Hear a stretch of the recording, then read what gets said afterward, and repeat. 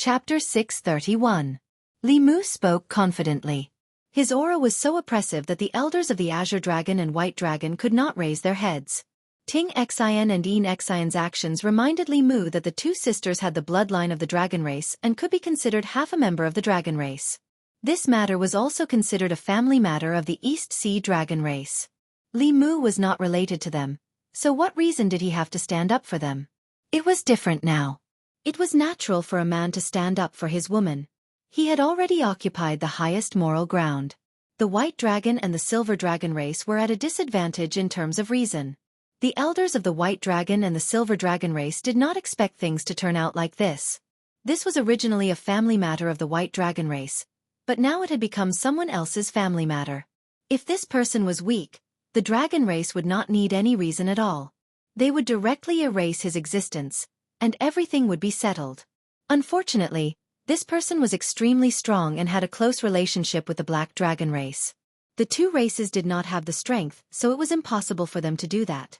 The Silver Dragon race's Grand Elder could only bite the bullet and say, "The White Dragon race did not tell us about this, so we did not know. Since they are your wives, the marriage agreement with the Silver Dragon race is naturally cancelled. Your Excellency can take them away." Li Mu glanced at him and said indifferently, "I'll take away your dragon girls. I'll let you take them back in a few days. What does the Silver Dragon race think?" This meant that there was no way to be kind. The Silver Dragon race's Grand Elder asked with a sullen face, "Then what do you want?" At this moment, Xiaofan mediated, "Since you've done something wrong, you naturally have to pay some price. This is a matter of course. The mental damage of these two juniors has to be compensated." After the previous incident, Xiaofan already knew the meaning of mental damage compensation, and used it flexibly. The Silver Dragon race's Grand Elder Taoist priest said, "He also seriously injured our Dragon King." Xiaofan waved his hand and said, "There's always a first come, first served rule. You captured his wife first, so you were in the wrong first. Besides, the Silver Dragon King also took the initiative to attack. At that time, I kindly advised him, but he just didn't listen. Who can you blame now?" The great elder of the Silver Dragon clan could see that Xiaofan was on the side of the human. Although he didn't know what benefits the human had promised him, it was definitely not wise to go against the Black Dragon clan. The Silver Dragon clan had no choice but to accept this loss. It was just that he still did not understand Xiaofang's meaning and asked, "What is mental damage compensation?" Xiaofang said, "It's simple. It's just 100,000 high-grade spiritual jades." Before Li Mu could say anything, Xiaofang had already made the decision for him. This was because the Black Dragon clan had paid such a price back then. The Silver Dragon race's Grand Elder exclaimed in shock, "100,000! 100,000 high-grade spiritual jades was not a small sum. Even a large underwater mine would not be able to gather 100,000 high-grade spiritual jades. Although the Silver Dragon clan had accumulated more than 1,000,000 spiritual jades, that was the result of generations of accumulation. Taking out 100,000 spiritual jades at once was extremely painful. Meanwhile, Xiaofang added, 100,000 per person, a total of 300,000. The other elder of the Silver Dragon clan blurted out, "Why is there an extra 100,000? Xiaofang glanced at him and said, "Not only did you force someone else's wife, you even forced someone else's mother-in-law to marry your Dragon King. 300,000 spiritual jades isn't much. If this matter were to fall on my head, I would definitely exterminate their entire clan." As soon as he said this, the two elders of the Silver Dragon clan fell silent. If it was only this human, the Silver Dragon clan would do their best to keep him in the North Sea. However, the Black Dragon clan's powerhouses had turned out in full force and stood on the side of this human. If they did not agree, things would develop in an unpredictable direction. At that time, the Silver Dragon clan's losses would be more than 300,000 spiritual jades. So far, the Silver Dragon King was seriously injured, and several of the North Sea Dragon clan's crystal palaces had collapsed. Most importantly, the Silver Dragon clan had lost all face in front of the North Sea's aquatic creatures. It could be said that they had suffered heavy losses. In the end, they still had to compensate the troublemakers with so many spiritual jades. When had they ever suffered such a huge loss? With the Black Dragon clan standing up for them, they could only pinch their noses and accept it. The Silver Dragon clan's first elder nodded with difficulty and said, "We are willing to compensate." Ao Feng asked for 300,000 high-grade spiritual jades. After the Silver Dragon clan agreed, Li Mu did not say anything else. He had just caused a ruckus in the North Sea Dragon Palace and seriously injured the Silver Dragon King. It could be said that he had helped the White Demon King vent his anger. 300,000 spiritual jades to compensate Ting Xin and Yin Xin for their mental damage was not considered perfunctory. They were only frightened for a while and did not suffer any substantial injuries. Otherwise, Li Mu would not have let these two clans off so easily. After all, he was now their man. Li Mu's face was cold.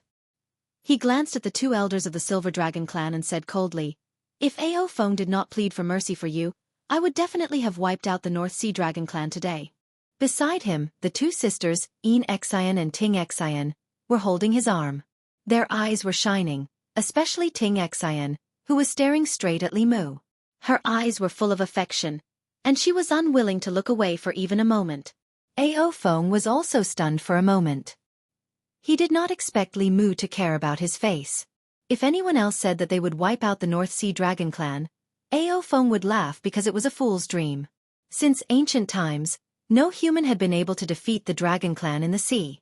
However, the man in front of him really had the strength. Li Mu glanced at the two elders of the White Dragon clan. Ao Feng immediately understood. He looked at the two elders of the White Dragon clan and said, "And you too. Outsiders don't dare to bully you, but you only dare to bully your own clansmen. You have embarrassed the Dragon clan. Take out 300,000 spiritual jades and this matter will be settled. Otherwise, no matter what happens in the future, I will not help you." He was not doing this for Li Mu's sake. He just felt that it was unfair. The Black Dragon clan had offended Li Mu and paid a painful price. It also made his heart ache. Seeing the White Dragon clan and Silver Dragon clan suffer the same thing as them, he felt much better. Even the Silver Dragon clan had surrendered. The White Dragon clan only had two elders who did not have much lifespan left. It was even more impossible for them to go against Ao Feng's wishes. They could only grit their teeth and accept it. Li Mu originally wanted to form an alliance with the Dragon clan of the Four Seas. However, it seemed that an alliance was impossible. After witnessing the strength of the Silver Dragon clan and White Dragon clan, Li Mu did not have any intention of forming an alliance with them. He thought that there might be differences in strength between the Dragon clans of the Four Seas, but it should not be too big. He did not expect that only the Black Dragon clan's strength was passable. The Silver Dragon King and the two elders were all trash. The White Dragon clan was even worse. They only had two 7th-level elders, and it was obvious that they did not have much lifespan left. It was meaningless to form an alliance with them. After receiving compensation for the two sisters' psychological damage from the Silver Dragon clan, Li Mu brought them back to the East Sea. He was going to take 300,000 spiritual jades from the East Sea Dragon clan before leaving with them. Although the East Sea was their home in a sense, the Dragon clan did not have any human feelings in order to reproduce. It was better not to stay in such a home.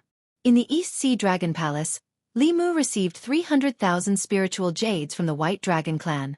The White Demon King held his wife's hand. Ting Xin and Yin Xion's mother looked at the Dragon clan couple behind them and said, "Father, mother, leave the East Sea with us."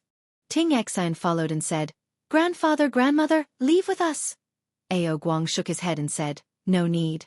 We were born in the East Sea and grew up in the East Sea. We don't want to leave here. Besides, we don't have many years left. The bottom of the East Sea is our home." Li Mu had heard the two sisters mention more than once that their grandfather and grandmother were very good to them. This Dragon clan couple's cultivation was at the 6th level, but they would probably stay at the 6th level for the rest of their lives. Unlike Yin Xin and Ting Xin, they had a strong sense of belonging to the East Sea Dragon clan. No one could force them to leave if they did not want to. However, if they left just like that and left them here to die, Yin Xin and Ting Xin would probably feel uncomfortable. Li Mu thought for a moment, then pointed at a palace behind him and said, "The two of you come with me. Yin Xin, you come in as well." Hearing this, Ting Xin puffed out her chest and said unhappily, "Why are you only letting my sister go in?" Letting Yin Xin go in was because she could help Li Mu set up the formation. However, if Ting Xin was not allowed to go in, she would definitely let her imagination run wild. Li Mu waved his hand and said, "Okay, okay. If you want to come in together." Ao Feng stood outside the palace and glanced at the two elders of the White Dragon clan. He said, "You don't have much time left. If it wasn't for this incident, he might have used the Talisman of Divine Secret to extend your lives by 10 years. Now, Talisman of Divine Secret." The two elders of the White Dragon clan looked at each other. After realizing what Ao Feng meant, they saw regret in each other's eyes. Although 10 years couldn't let them break through to the 8th realm, they could protect the White Dragon clan for 10 more years. However, it was useless to regret now. The White Dragon clan's first elder, Ao Yuan, forced a smile and comforted himself. "Even if you give us another 10 years, it won't be of much use. The Talisman of Divine Secret is useless to us." Living for one more day was still living. These two dragons were just comforting themselves. Ao Feng didn't expose them. After a full 2 hours, Ao Feng and the other Dragon Clan experts suddenly felt that the spiritual energy in the surroundings was abnormal. Soon, it returned to normal. Then, a few figures walked out of the palace. Walking in front was a middle-aged couple from the White Dragon clan. Ao Feng's gaze swept past them and the next moment, he looked back. His dragon eyes were wide open as he said in shock, This you?" This couple was clearly Ao Guang and his wife who had just walked in. However, compared to before, they seemed to be dozens of years younger. Their white hair had turned black, and the wrinkles on their faces had disappeared. They looked radiant. When the mother and daughter stood together, they looked like sisters. Ao Feng looked at Li Mu and said in disbelief, What did you do to them?" Li Mu shot a glance at Ao Feng and said indifferently, "It's nothing. It merely extended their lifespans by 60 years. Chapter 632. 160 years. Ao Feng turned around and stared at the young Ao Guang and his wife. The aura of death and lethargy on the two dragons, who were nearing the end of their lifespans, had been replaced by vigorous vitality. This was not something that could be covered up by illusions or other magical powers. Ao Feng knew that the Divine Secret Talisman could help extend one's lifespan. However, it could only extend lifespan by 10 years for cultivators at the 6th realm and 3 to 5 years for cultivators at the 7th realm. However, Ao Guang and his wife had directly reversed 60 years. This was definitely not something that the Divine Secret Talisman could do. Ao Feng stared at Li Mu and asked, How did you do it?" Li Mu said indifferently, "Just set up a random array formation." The heaven-stealing array could extend the lifespan of at most 10 people at the same time. The cost of the array formation was related to the cultivation level and number of people whose lifespans were being extended. Yan Xian and Yan Xian's grandparents were only at the 6th realm. They only needed to set up a small array formation, and it would not consume too many spirit jades. With Li Mu's current wealth, he could definitely afford it. Ao Feng was stunned for a moment. Then, excitement appeared on his face. As the great elder of the Black Dragon tribe and the most powerful member of the Black Dragon tribe, he was actually at a loss at this moment. He rubbed his hands and asked tentatively, "Can you also set up one for us?" Then he added, "The price is negotiable. 100,000, 200,000, 300,000 spirit jades." He knew better than anyone what an extra 60 years of lifespan meant to the Black Dragon tribe. With the Black Dragon tribe's talent, this meant that he could easily advance to the 8th realm before his lifespan was exhausted. Ao Yu, Ao Lei, Ao Dian, and Aowen also had the possibility of advancing to the Dao integration stage. Once they advanced, their lifespan would be extended by another 60 years. At that time, the Black Dragon tribe would dominate the entire world. At this moment, Ao Feng seemed to have already seen this day. His eyes shone brightly. However, Li Mu's next words were like a bucket of cold water poured over his head, completely extinguishing his dreams and ambitions. Li Mu looked at Ao Feng expressionlessly and asked, "Do I look stupid?" After Ao Feng recovered from his excitement, he realized a problem. The reason why Ao Guang and his wife could obtain such benefits was because they were the grandfather and grandmother of Li Mu's woman. In other words, they were Li Mu's grandfather and grandmother. What was the relationship between Ao Feng and Li Mu? If there was a relationship between them, it would be a relationship between them as enemies. At this moment, Ao Feng wished that he had 1 or 2 beautiful granddaughters. Unfortunately, his son was disappointing and only gave birth to 1 son. Ao Feng looked embarrassed as he said to Li Mu, "I know that we had some misunderstandings before, but it's all in the past now." Li Mu pursed his lips and asked, "Misunderstanding? You don't want the sun-shooting bow anymore? Although he still wanted the sun-shooting bow, it was obvious that he couldn't get it. He might as well give up on that thought. Xiaofan said firmly. No. Actually, the sun-shooting bow didn't belong to the black dragons. My ancestor Xian accidentally picked it up one day. Li Mu continued. I made you lose a lot of spiritual jades. You won't hold a grudge against me because of this, right? Xiaofan shook his head and said. No, how could I? This is the compensation that I deserve. Li Mu smiled and said. If you want me to help you set up this formation, it's not completely impossible. It will depend on your Black Dragon clan's performance in the future. Overall, Li Mu was satisfied with Xiaofan and the Black Dragon clan's performance in the past few days. At present, the Black Dragon clan's talent and potential were indeed the best that Li Mu had seen. If he could turn them into reliable allies, he would have another powerful force to fight against the Demon Dao. However, although the Black Dragon clan was strong, they were not under Li Mu's control.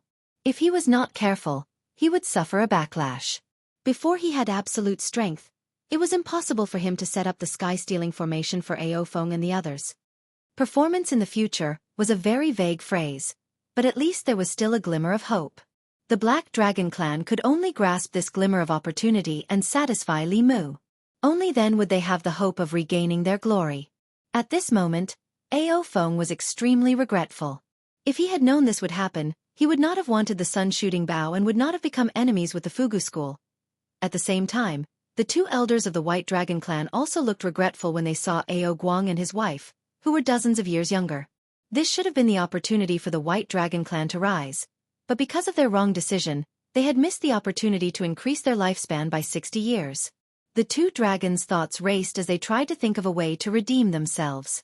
Although Guang and his wife's talent was not high, with an additional 60 years of lifespan, they would definitely be able to break through to the 7th realm. At that time, when the two of them died, they would be the guardians of the White Dragon clan. The two of them exchanged a few words through telepathy. The White Dragon clan's Grand Elder suddenly looked at Guang and said with a solemn expression, Guang. The Grand Elder had supreme authority in the clan. Guang immediately said, Here. The White Dragon clan's Grand Elder Lao Dao said, The two of us don't have much lifespan left. We can't protect the White Dragon clan for long. After our discussion, we've decided to appoint you as the new White Dragon King. From now on, the heavy responsibility of guarding the East Sea will be handed over to you. When had the two elders been so polite to him? They even wanted him to be the White Dragon King. Guang was stunned on the spot, not knowing how to answer. The White Dragon clan's Grand Elder looked at him and asked, Are you unwilling? Guang came back to his senses and immediately said, I'm willing. Guang swears to protect the East Sea and our clan. Li Mu could tell that the series of actions of the two elders of the White Dragon clan were done for him to see.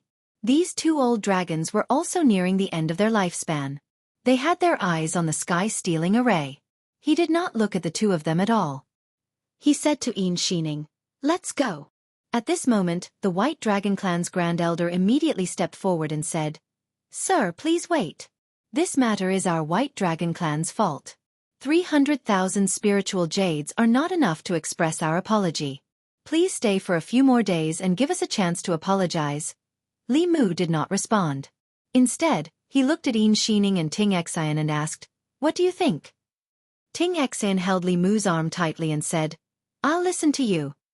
Yin Shining looked at her mother and saw that there was some reluctance in her eyes. She looked at Li Mu, nodded and said, Then let's stay for a few more days. Li Mu did not say anything more. The White Dragon clan had arranged a luxurious crystal palace for him. Li Mu sat cross-legged on the crystal bed and looked inside at the upper-level spiritual jades piled up like a mountain in the Heavenly Flask cave. His heart was already blooming with joy. The sisters had given all the spiritual jades to Li Mu, so that Li Mu's trip to the East Sea and North Sea this time was even more fruitful than the trip to the Black Dragon clan. With these spiritual jades, the strength of the Fugu school's disciples would usher in a big surge in 2 or 3 years. At a certain moment, Li Mu withdrew his mind and looked at the door. 2 figures pushed the door open and came in. Li Mu looked at Yin Shining and Ting Xian and asked, It's so late. Why don't you go to sleep? What are you doing here? Ting Xian held Yin Shining's arm, strode to the bed and said, We're here to rest. We're your women. Of course, we should be with you at night. Li Mu was stunned and said, that was just a temporary measure. If I hadn't said that at that time, what reason would I have to save you? A sly look appeared on Ting Xian's face and she said, what temporary measure? You've already accepted the dowry of 600,000 spiritual jades. Do you still want to go back on your word? You. Li Mu looked at them. Yin Xining avoided his eyes, but Ting Xian stuck out her chest and said, now the dragon clan of the Four Seas knows that we're your women. I don't care how you want us to marry in the future. You have to be responsible for us. Li Mu finally realized what was going on. Although he was acting, they were clearly trying to turn the act into reality. Chapter 633. Ting Xian's feelings for him had always been clear, but Yin Xin was different. She had always been very reserved, but this time, she actually followed her sister, which meant that they were really serious about each other. Fortunately, Li Mu had already expected this day. Their names were on the Empress list. All the names that appeared on that piece of paper could be written in the household register of the Li family. This matter had already been approved by the Empress. Today's Li Mu was no longer the little constable who had just met them. He did not evade or change the topic, but looked at them and asked, have you really thought it through? Ting Xian pounced on him and threw him onto the bed. Her slender legs wrapped tightly around his waist, and said, I have already thought it through thousands of times. I have decided that you are my man in this life. Yin Xin grabbed Li Mu's hand shyly and said softly, I have also thought about it. The crystal palace was brightly lit.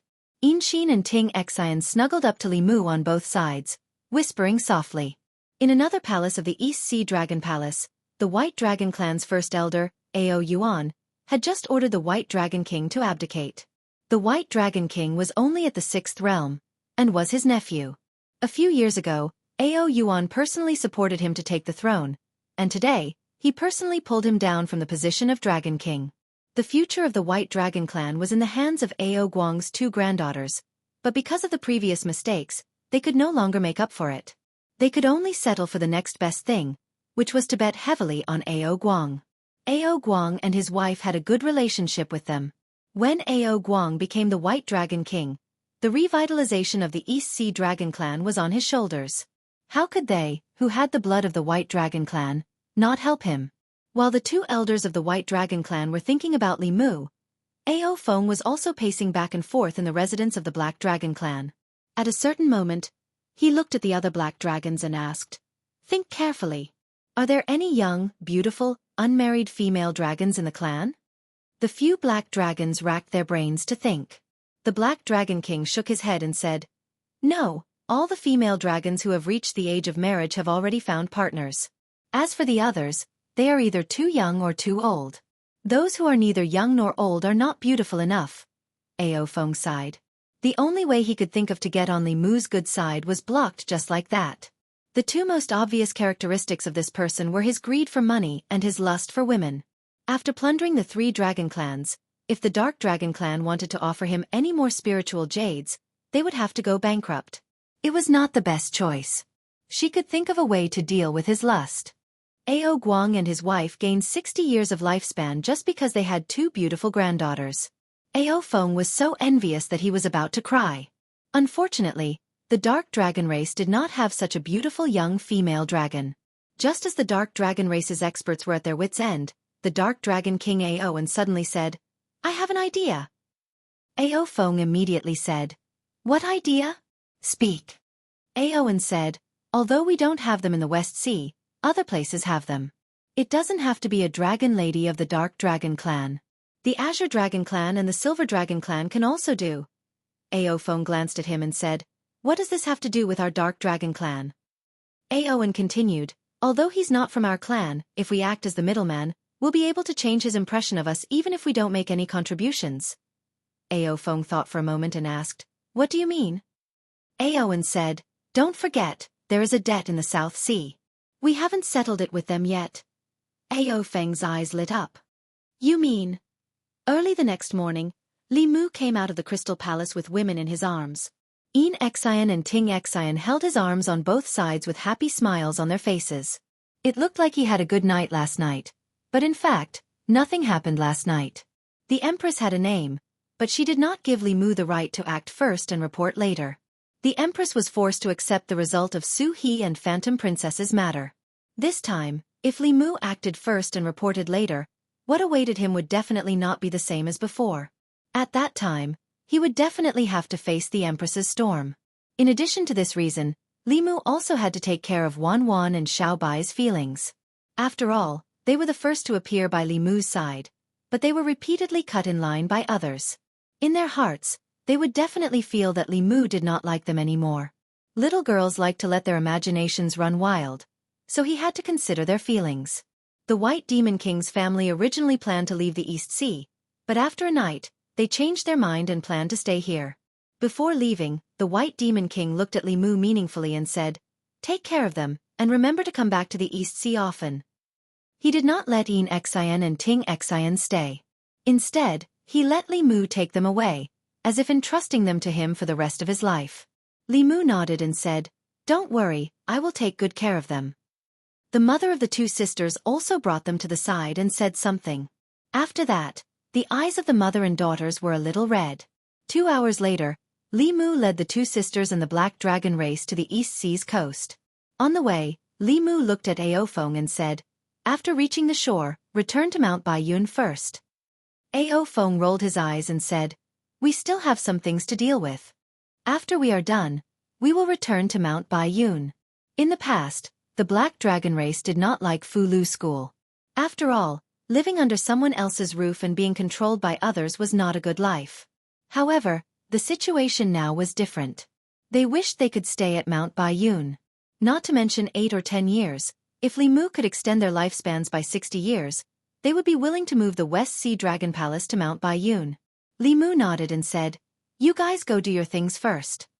He was not worried that Aofeng and the other Black Dragon race experts would run away. The backbone of the Black Dragon race was at Mount Baiyun. The Black Dragon race would not abandon their people. After Aofeng and the others left, Li Mu, Yin Xian, and Ting Xian came to the East County. He accompanied them to walk around the East County and taste the local delicacies. They had been restricted for a long time and had not come into contact with the mortal world for a long time. Just as Li Mu was taking the two sisters to play and relieve his mood, Aofeng brought the other 3 elders and the Black Dragon King to the South Sea Dragon Palace.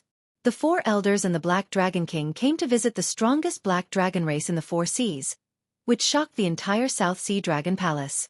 The Azure Dragon race and the White Dragon race were the weakest in the 4 seas. Only the Dragon King and the first elder of the Azure Dragon race were at the 7th realm. The Black Dragon race had so many experts that it was enough to destroy the entire Azure Dragon race. The Azure Dragon King led his people out of the South Sea Dragon Palace and asked nervously, "Elders and the Black Dragon King, why did you suddenly come to the South Sea?" Aofeng glanced at him and said indifferently, "If I remember correctly, the Black Dragon race and your Azure Dragon race still have a marriage agreement, right?" The Azure Dragon King's heart skipped a beat. He immediately said, "It's because I did not discipline her well that the ignorant junior sneaked away. We have already returned the betrothal gifts double the amount that the Black Dragon race gave." Aofeng looked at him coldly and said, "Do you think that returning the betrothal gifts double the amount can redeem the Black Dragon race's lost face? I have brought the betrothal gifts for you this time. Which dragon girl of the right age in your race do you have? We want to take them away. There are no dragon girls of the right age in our race." The Azure Dragon King looked worried. He finally gritted his teeth and said, "Manexen, come out." Behind him, a dragon girl's face was pale. She shook her head and said, "Father, I don't want to marry them." The Azure Dragon King's expression was solemn. He said, "This is a debt that our Azure Dragon race owes. You are my daughter. You must know how to sacrifice for the race." Aofeng looked at the Azure Dragon King's daughter. A few black lines appeared on his forehead. This girl's appearance was average. She was tall and muscular, powerful and domineering. If the Black Dragon race gave a dragon girl like Li Mu, they probably would not have the chance to extend their lifespan by another 60 years. Aofeng waved his hand and said, "Don't. Leave your daughter to your Azure Dragon race. We want the one from last time. You better find her within half a month. Otherwise, don't blame us for being impolite." Chapter 634. The Azure Dragon race originally had the opportunity to form a marriage alliance with the Black Dragon race, but a few months before the wedding, the dragon lady of the Azure Dragon race suddenly ran away and disappeared. Not only did the marriage alliance come to an end, but it also completely angered the Black Dragon race.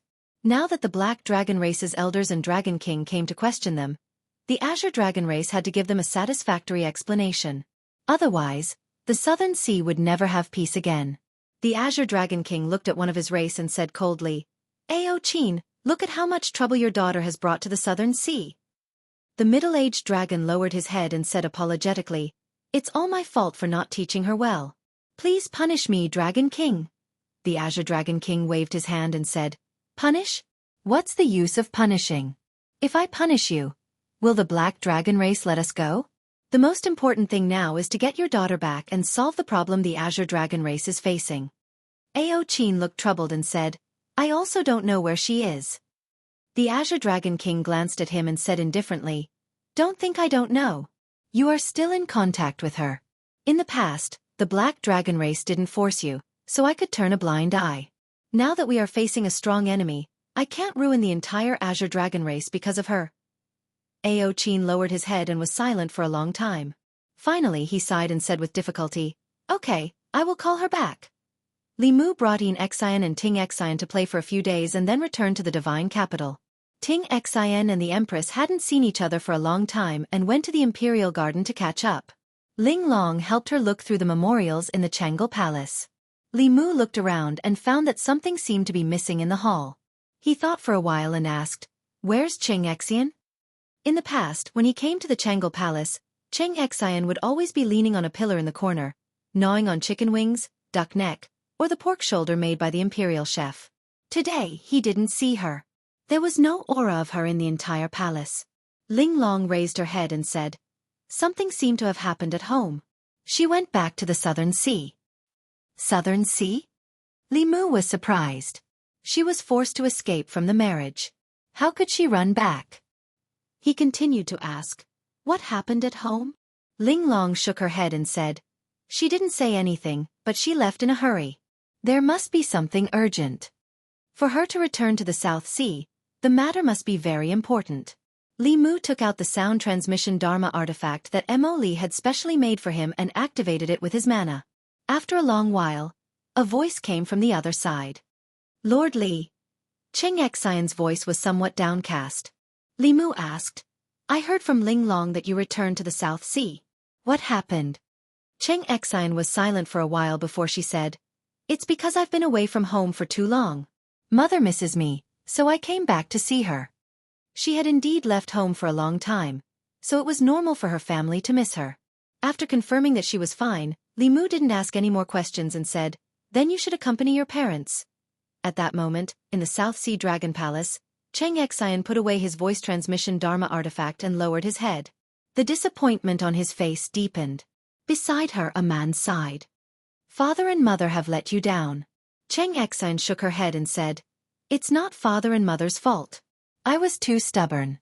I should have prioritized the South Sea." After her parents left, Ting Xian sat by the bed alone. She curled up her legs and buried her head between her knees. Images flashed through her mind. Sister Empress, Sister Mei, Sister Ali, the duck neck and chicken wings from the imperial kitchen, and the braised pork shoulder. The time she left the South Sea was the happiest time of her life. At first, when she was captured by Lord Li and became his mount, she was unwilling. Later on, she realized that there was nothing wrong with being a mount. She had food, drinks, and fun to play with. Even her cultivation had reached Realm 6 in advance, surpassing her parents. She originally thought that her beautiful life could go on like this. It wasn't until her father sent her a message that her mother was sick that she hurriedly rushed back to the South Sea from the Immortals' capital. However, when she found that her mother was safe and sound and that the Black Dragon tribe was already waiting here, she realized what had happened. It turned out that she couldn't escape in the end. The Black Dragon tribe was the most powerful tribe in the Four Seas. If she continued to resist, it would bring a huge disaster to the South Sea and even implicate her parents. She would make her parents sinners of the Green Dragon tribe. Therefore, she chose to obey. Marrying a dragon that she didn't like and had never even met was the fate of every dragon girl. Her fate had changed before, but it returned to the beginning. Ting Xian lowered her head and clenched the sound transmission ritual implement in her hand. This item carried the most beautiful memory of her dragon life.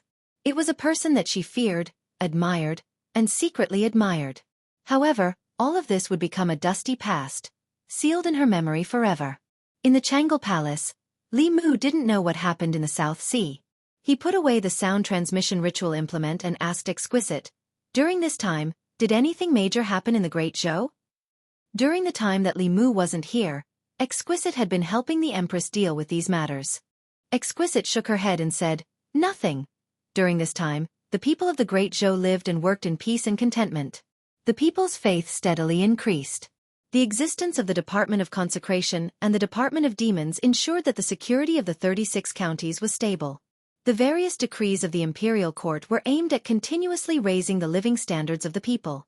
Today, the Great Zhou's internal troubles had disappeared and its external troubles had been quelled.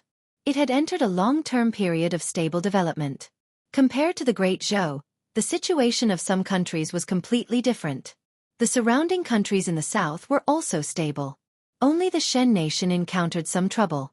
The Shen nation was located in the southwest of the Zhou continent. Its north was bordered by the Great Zhou, and its southwest was bordered by Yanzhou. Yanzhou was also a continent with a large population. Unlike the small countries in the Zhou continent that relied on the central dynasty, Yanzhou had dozens of countries. There were endless conflicts between countries. During this time, some of the countries bordering Yanzhou and the Shen nation spread the flames of war to the Shen nation. The Great Zhou court also received some news. After all, the officials of the imperial court were very aware of the danger in times of peace. The Great Zhou and the Shen nation had finally settled down with great difficulty. If the Shen nation was destroyed by Yanzhou, the southern border of the Great Zhou would be threatened again. Fortunately, the Shen nation couldn't withstand a single blow from the Great Zhou. However, in the eyes of the Shen nation, the countries of Yanzhou were all its younger brothers. The moment their borders were invaded, the Shen nation gave them a head-on blow. A large country in Yanzhou suffered tens of thousands of casualties and immediately retreated from the Shen nation's borders. This matter didn't affect the Great Zhou, so Li Mu didn't take it to heart. After discussing political matters with Exquisite for a while, the sound transmission magical artifact suddenly vibrated. It was actually AO Run calling. In order to facilitate communication, Li Mu also gave one of this magical artifacts to the Black Dragon clan. Li Mu picked up the sound transmission magical artifact. After a while he asked doubtfully, "Your Black Dragon clan wants to give me a surprise." "What surprise?"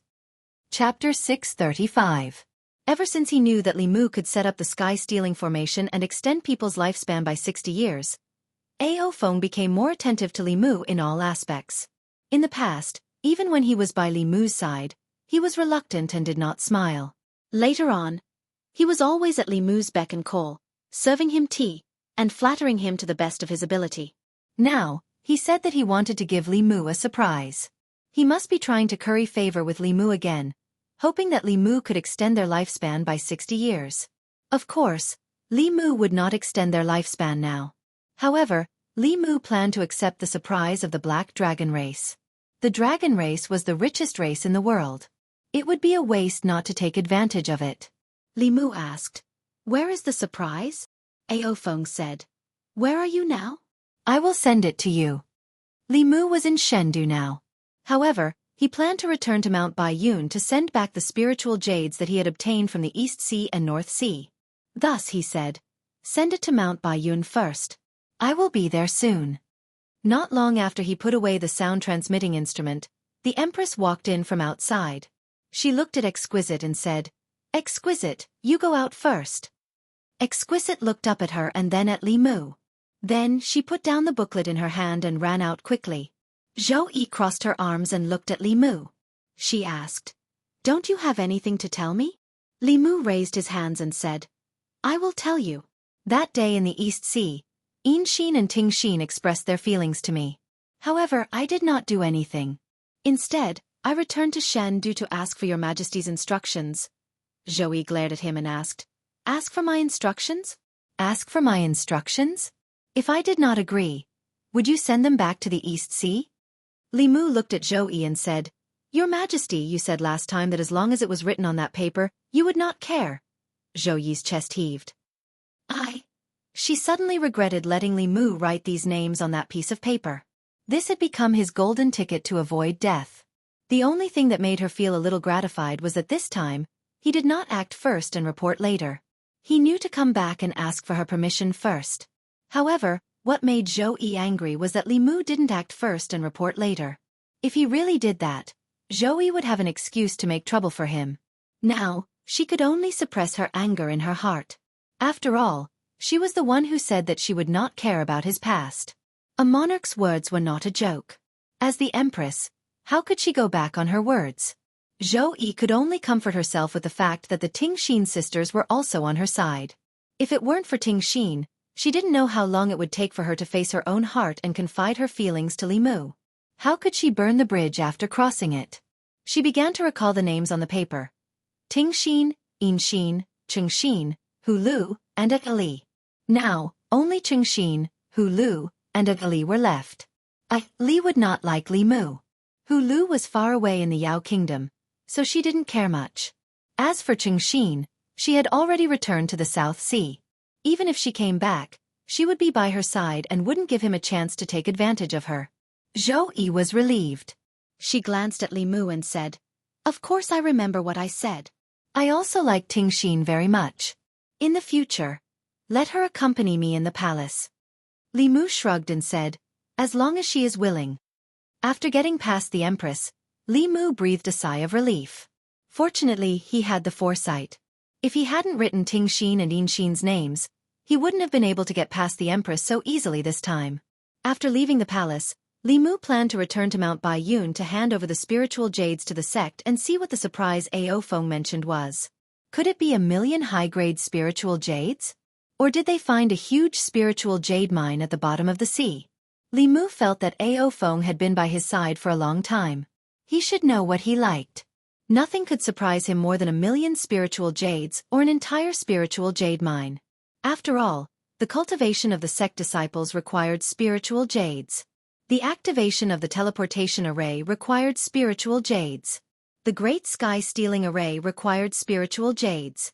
Writing talismans, refining pills, refining weapons, and setting up arrays all required spiritual jades. In the cultivation world, spiritual jades were both resources and currency. They were the foundation of a sect's rise. People of the devil path could take people's souls and essence blood without any scruples. However, cultivators of the righteous path could only use spiritual jades. Not long after, in the largest Dao palace on the main peak of Mount Baiyun, when Li Mu took out 6 small mountains of high-grade spiritual jades from the flask space, Xian Jizi and the others were only shocked for a moment before their expressions returned to normal. After all, it was not the first time they had seen such a scene. Fu Daozi looked away from the spiritual jades and said to Li Mu, "Disciple, come with me." He brought Li Mu to a palace and said, "Although you have been my disciple for some time, I have not taught you anything. Today, I will teach you the Void Talisman Condensation Technique."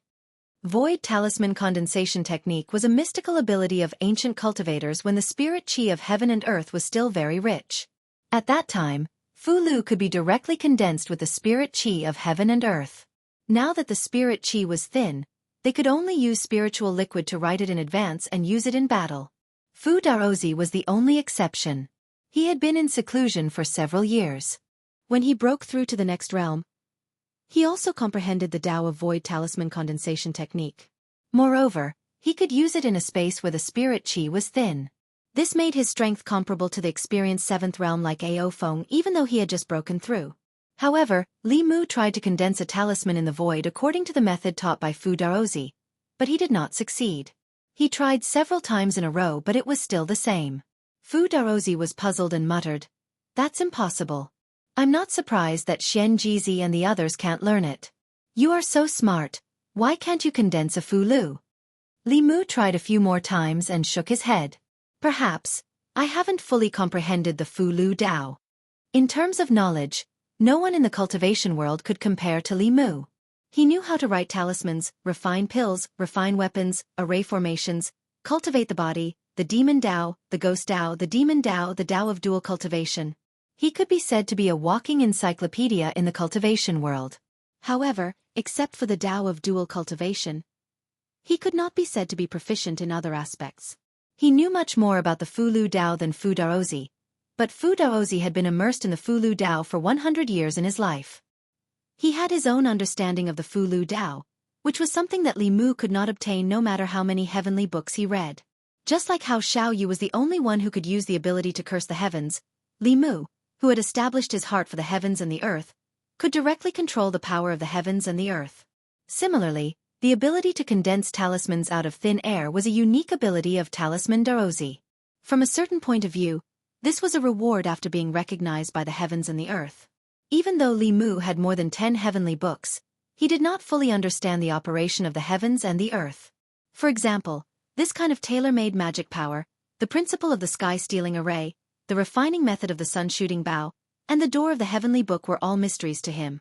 Since he could not learn it, Li Mu did not force it. Taking advantage of the fact that Ao Feng had not returned, he preached to the disciples of White Cloud Peak. Halfway through Li Mu's speech, 5 black dragons flew over from the distant sky. The disciples of White Cloud Mountain were already used to this. They all knew that the Black Dragon clan lived in White Cloud Mountain and seemed to have been subdued by the elders. During this period of time, they got along well with the disciples of White Cloud Mountain and had never had any conflicts. Remembering Ao Feng's surprise, Li Mu ended his preaching and went to a mountain at the back of the mountain. This was the place that Xian Jizi had set aside for the Black Dragon clan. Ao Feng and a few other dragons stood in front of a hall. Li Mu walked over and asked, "What's the surprise you were talking about?" Ao Feng pointed at a hall in front of him and gave Li Mu an extremely mysterious smile, saying, "You will know when you go in." He actually made it so mysterious. This greatly piqued Li Mu's curiosity. He impatiently released his divine sense to scan the area, but it was blocked outside the hall. Clearly, this hall was sealed by Ao Feng with a formation. This made the surprise they wanted to give Li Mu even more mysterious. Li Mu did not say much. He walked to the front of the hall and pushed the door open. He was thinking about a pile of dazzling spiritual jades, but he only saw one person in the hall. No, it was a dragon. Li Mu looked at Qing Exin and said in surprise, "Qing Exin, what are you doing here?" When she was taken away by the Black Dragon clan's great elder and released from his cave, she was already in this hall. Qing Exin did not know where she was and what she would face next. She was worried and scared, and her mood was extremely low. Hearing this familiar voice, she suddenly raised her head and looked at Li Mu. After being stunned for a moment, she immediately said in surprise, "Lord Li, you came to save me." Li Mu was even more stunned. "What save you? What happened to you?" Qing Exin looked at Li Mu, and the endless grievances in her heart these past few days welled up. She flew into Li Mu's arms and cried, "Woo woo, they said they were going to give me to a human. I thought I would never see you again." Li Mu looked at Qing Exin in a daze. In the next moment, he understood what the surprise Ao Feng was talking about was. Li Mu's face darkened. He said in a low voice, "Ao Feng, come in." There was no movement outside. His voice was blocked inside the hall. Ao Feng was actually considerate enough to soundproof this place. Li Mu slapped out a palm and the array shattered. He said, "Ao Feng, come in." As his voice rang out, Ao Feng immediately walked in. He smiled and asked, "Lord Li, how is it? Are you satisfied with this gift? This is the most beautiful dragon girl in the South Sea." Although Qing Exin was beautiful, Li Mu wanted spiritual jades, not dragon girls. Li Mu glared at Ao Feng and asked, "Who do you think I am? A lecher?" This was not something obvious, but Ao Feng naturally did not dare to say so. He looked at Li Mu nervously and asked, "Is Lord Li not satisfied? Do you want me to get another one from the South Sea?" Chapter 636. Ao Feng couldn't figure out why Li Mu wasn't satisfied with the #1 beauty of the Southern Sea dragon race. She had the looks and the figure. If not, the Black Dragon race wouldn't have chosen her back then. Could it be that Li Mu liked someone with a big waist like Ao Manue? Judging from the women around him, his taste should be the same as that of the dragon race. However, Ao Feng soon noticed that something was amiss. The Southern Sea Dragoness was clinging to Li Mu's body, crying her eyes out. It didn't seem like they didn't know each other. Ao Feng was stunned and asked, You know each other?" Li Mu looked at him coldly and asked, "What do you think?" Ao Feng's face turned pale. This was truly a case of a flood rushing against the Dragon King's temple. How could they have known that Li Mu actually knew the Dragon Lady of the Southern Sea Dragon Palace? Moreover, their relationship seemed to be quite deep. After coming back to his senses, Xiaofan quickly said, I'm sorry. I didn't know you knew each other. Li Mu glared at him and said, Go out first. I'll deal with you later. Xiaofan sighed in his heart and walked out of the hall. He wanted to give him a dragon lady to curry favor with him, but he didn't expect to make such a mistake. He was afraid that after this, his lifespan of 60 years would be further and further away from him. Cheng Xian was still crying on Li Mu's chest. Li Mu asked helplessly, Why didn't you tell me that you were threatened by the Black Dragon race? Cheng Xian felt wronged and said, I didn't know that they listened to you, and I didn't know that person was you. Li Mu patted her back and comforted her. It's okay. I'll help you vent your anger when we get out. He reached out and wiped away Cheng Xian's tears. Her face was delicate and supple. She looked at Li Mu with a pitiful gaze. And when he looked at Cheng Xian, at a certain moment, Li Mu sensed that there was an aura in his body that was starting to become restless. At the same time, Cheng Xian's body was also a little strange. Her breathing was a little chaotic, and her face started to turn slightly red. The two of them felt as if they were hugging each other tightly, and even fusing into each other's bodies.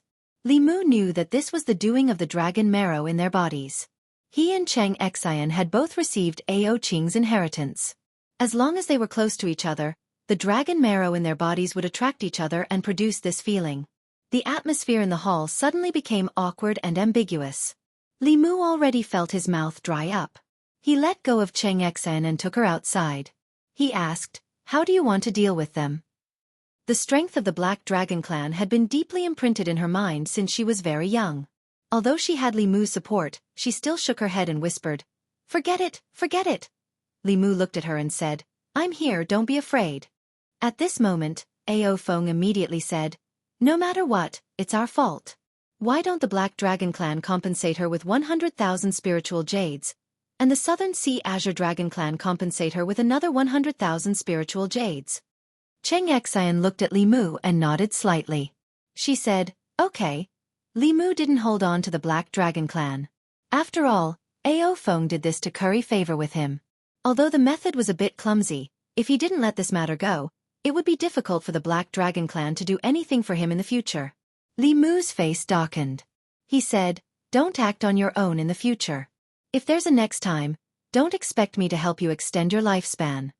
Li Mu's words meant that there was still hope. Xiaofan was overjoyed. He quickly said, No, if you like someone in the future, just tell us directly. This way, there won't be any mistakes. Xiaofan and the others might have misunderstood him. Li Mu explained, I won't let you rob anyone. Just don't act on your own in the future. Xiaofan nodded. He looked at Cheng Xian and asked Li Mu, Then should we send her back to the Southern Sea? Li Mu waved his hand and said, No need. I'll bring her back to the divine capital later. Xiaofan left gloomily. He was happy to join Li Mu, but he didn't expect to lose 100,000 spiritual jades in the end. Who would have thought that other than the Empress of the Great Zhou, the Queen of Demons, and the Master of the Ghost Region, he also had an ambiguous relationship with the Dragon Lady from the Southern Sea.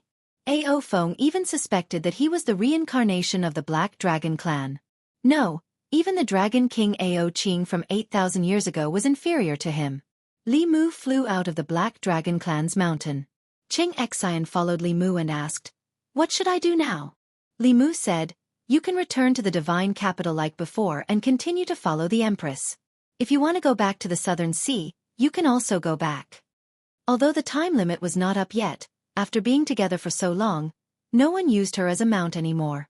Cheng Xian shook her head decisively and said, I'm not going back. Li Mu said, Then you can come back to the divine capital with me. He thought that the surprise Xiaofan gave him was an endless supply of spiritual jades. He didn't expect that he would give Cheng Xian as a gift. Li Mu came here for nothing, so he could only take her back. In the palace, Zhou Yi saw Cheng Xian and Li Mu appear together. She was stunned for a moment and asked suspiciously, Why did you come back together? Li Mu saw her expression and knew what she was thinking. He immediately explained, Your Majesty, don't misunderstand. It's a long story. I'll explain it to you slowly. Li Mu first met Cheng Xian in the Shen Kingdom because she didn't want to marry the Black Dragon clan. She secretly escaped from the Southern Sea, but unexpectedly fell into the hands of the Shen Kingdom people. In the end, she met Li Mu. This time, in order to please Li Mu, Ao Feng and the others forced the Southern Sea Dragon clan to hand Cheng Xian over. The Southern Sea Dragon clan used her mother's illness as an excuse to trick her back to the Southern Sea and handed her over to Ao Feng and the others.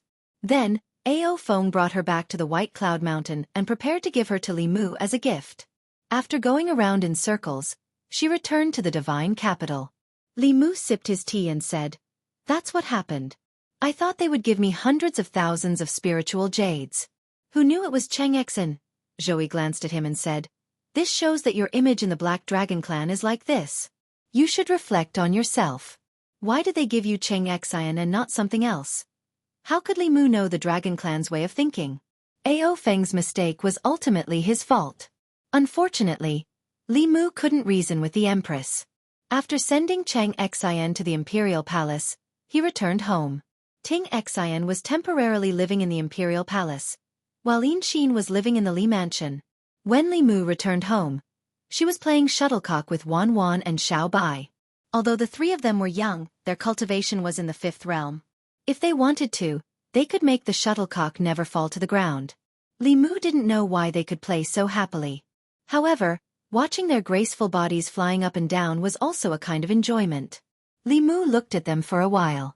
Among the three women, Lin Xin was the strongest, followed by Wan Wan.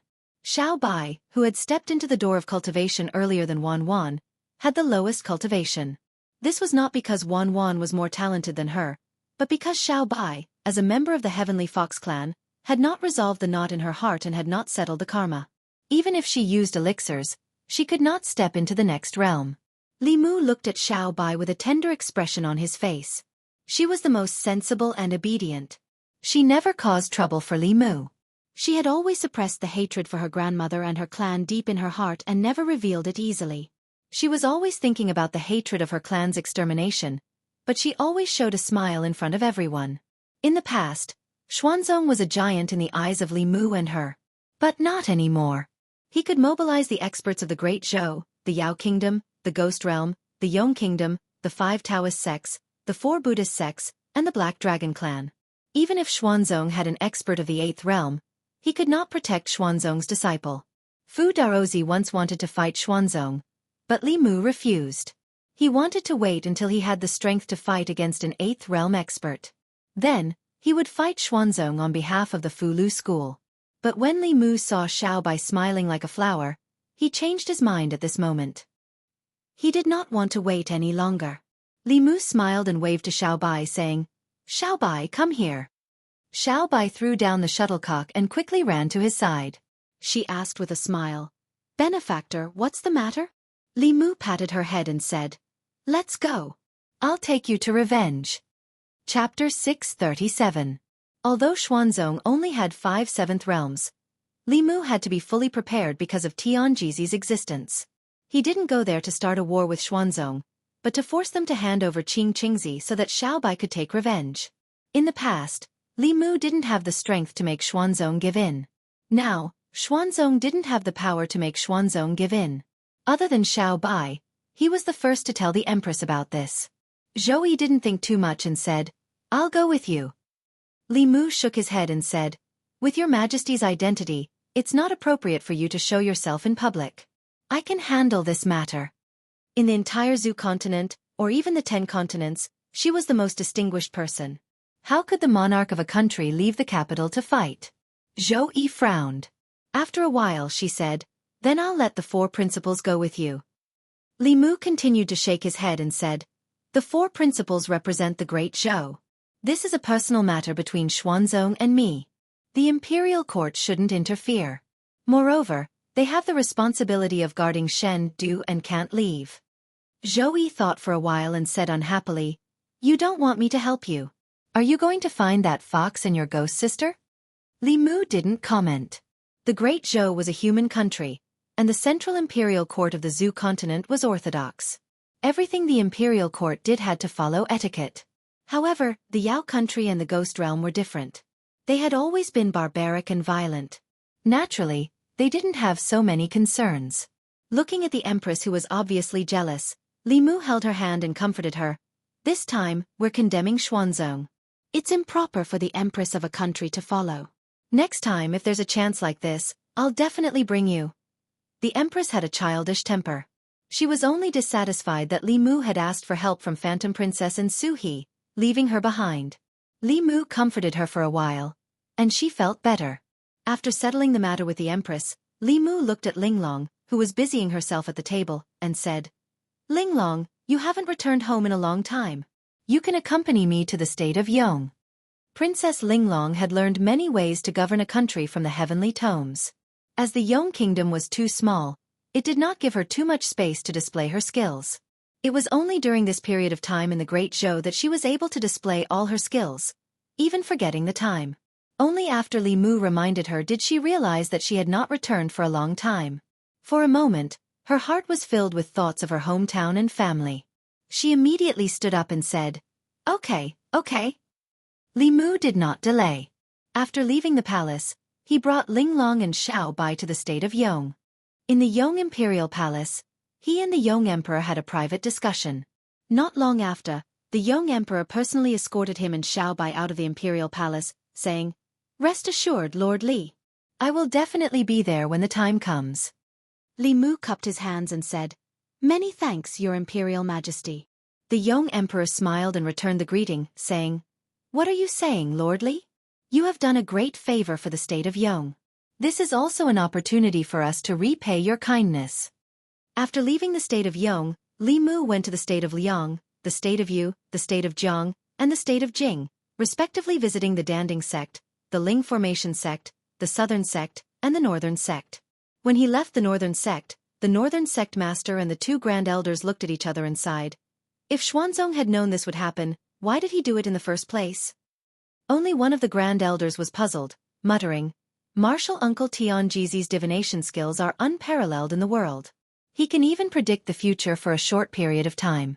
Could it be that he didn't predict that Xuanzong would have this day? The other grand elder shook his head and said, The mysteries of heaven are hard to predict. Who can completely predict them? Those who scheme against the mysteries of heaven will eventually be schemed against by the mysteries of heaven. I don't know if Xuanzong will regret his original decision when the time comes. After leaving the Northern sect, Li Mu took Xiao Bai to the Buddhist sect's Heart sect. He reminisced with Xuandu for 2 hours, then had a secret discussion with the Venerable of the Heart sect for 15 minutes before leaving the Heart sect. Over the years, he had made use of the heavenly tomes to form many relationships. It was now time to use them. He didn't plan on fighting with Xuanzong. He wanted to avoid internal strife among the righteous path before officially clashing with the demonic path. He could only use strength to crush Xuanzong and force him to submit without expending a single soldier. After contacting the Taoist sects, only the 3 Buddhist sects of the Shen kingdom remained. When Li Mu and Xiao Bai passed by the Shen kingdom, they could clearly feel that this kingdom was very different from the last time they visited. The Shen kingdom had a new ruler. Under Zhou Zhong's promotion, reforms were carried out from the bottom up. The legal system established was on the verge of perfection. If the Yong and Great Zhou were a combination of the rule of law and the rule of man, then the Shen kingdom was a pure rule of law. There was no distinction between close and distant, no distinction between high and low. Everything was decided by the law. In the Shen kingdom, Zhou Zhong pushed legalism's ideology to the extreme. In troubled times, severe punishments were used. When the heads of the Shen kingdom's criminals were piled up several zhang high outside the execution ground, the crime rate within the kingdom plummeted. In a very short period of time, everyone became fair and law-abiding citizens. Li Mu's destination was the Shen kingdom's new capital. On the Zhou continent, this kingdom's strength was once second only to the Great Zhou. Now, the one controlling it behind the scenes was actually a former minister of the Great Zhou. The Shen kingdom's court officials had also undergone a change of blood. They were led by Wei Peng and transferred over from the Great Zhou by Li Mu. The closer they got to the new capital, the more Li Mu could sense the changes in the Shen kingdom. Flying over the new capital, Li Mu's expression changed slightly. He could sense an abnormally powerful aura from below. This aura was so powerful that even he felt some fear. Obviously, there was a 7th realm expert in the Shen kingdom's new capital who was no weaker than him. Li Mu quickly locked onto this aura. Then, He was pleasantly surprised. He held Xiaobai's hand and landed in the Shen Kingdom's palace. They walked straight into a palace. In the palace, a middle-aged man sat cross-legged. He opened his eyes and looked at Li Mu. He said, "Lord Li, long time no see." Li Mu smiled and said, "Long time no see. Congratulations on your advancement, Lord Zhou." Zhou Zhong smiled and said, "Congratulations to you too." There was more than one way to advance to the seventh realm. For example, Li Mu and the Empress advanced by refining the Emperor Qi. After advancing, their strength was stronger than those who advanced through the sex inheritance. However, people like Zhou Zhong and Fu Daozi did not accept the sex inheritance and did not refine the Emperor Qi. Only those who advanced through their own strength could be considered true seventh realm experts. Their strength was incomparable to others. The school of legalism blazed a new path and was actually very powerful. The current Zhou Zhong was probably even stronger than Fu Daozi. After a brief moment of catching up, Li Mu went straight to the point and said, "I plan to go to the Xian sect to seek justice for Little White. Originally, I was here to invite the venerables of the three sections. Since Lord Zhou has also advanced, why don't we go to the Xian sect together? The scenery in the East Sea is much better than here." Without a doubt, Zhou Zhong, who had just advanced to the seventh realm of legalism, was grabbed by Li Mu just like that. As for the three supremacies of the Shen Kingdom's Buddhist sect, Nirvana sect, Ku sect, and Yen sect, their soul blood was still in Li Mu's hands. After receiving the message, they immediately came to the Shen Kingdom's imperial palace and expressed their obedience to Li Mu's arrangements. The Yong Kingdom, the other four Taoist sects, and the four Buddhist sects were Li Mu's allies. Li Mu was also the first to visit. The Ghost Realm and the Yao Kingdom were Li Mu's backyard. Gathering the experts of these two places was just a matter of a word from Li Mu. After leaving the Shen Kingdom, he and Xiaobai first went to the Ghost Realm, which was the closest to them. Compared to last time, Fengdu City had undergone great changes. Suhi was using the power of the ghosts to enter seclusion and break through to the next realm. Within Fengdu City, the ghosts were gathered in a huge plaza. A stone tablet stood in the center of the plaza. The telekinesis in their bodies was attracted by the stone tablet and sank into it. Compared to the Great Zhou and the Yao Kingdom, Su He, as the Ghost Lord, had the strongest control over her territory. With the heavenly tomes in hand, all the cultivators of the Ghost Realm had absolute submission to her. In this aspect, even the Empress and Phantom Princess couldn't compare to her. Su He and Su Miao were both in seclusion. During this period of time, she was at a critical juncture in breaking through to the seventh realm. Li Mu didn't disturb her and went straight to the Ghost Servant.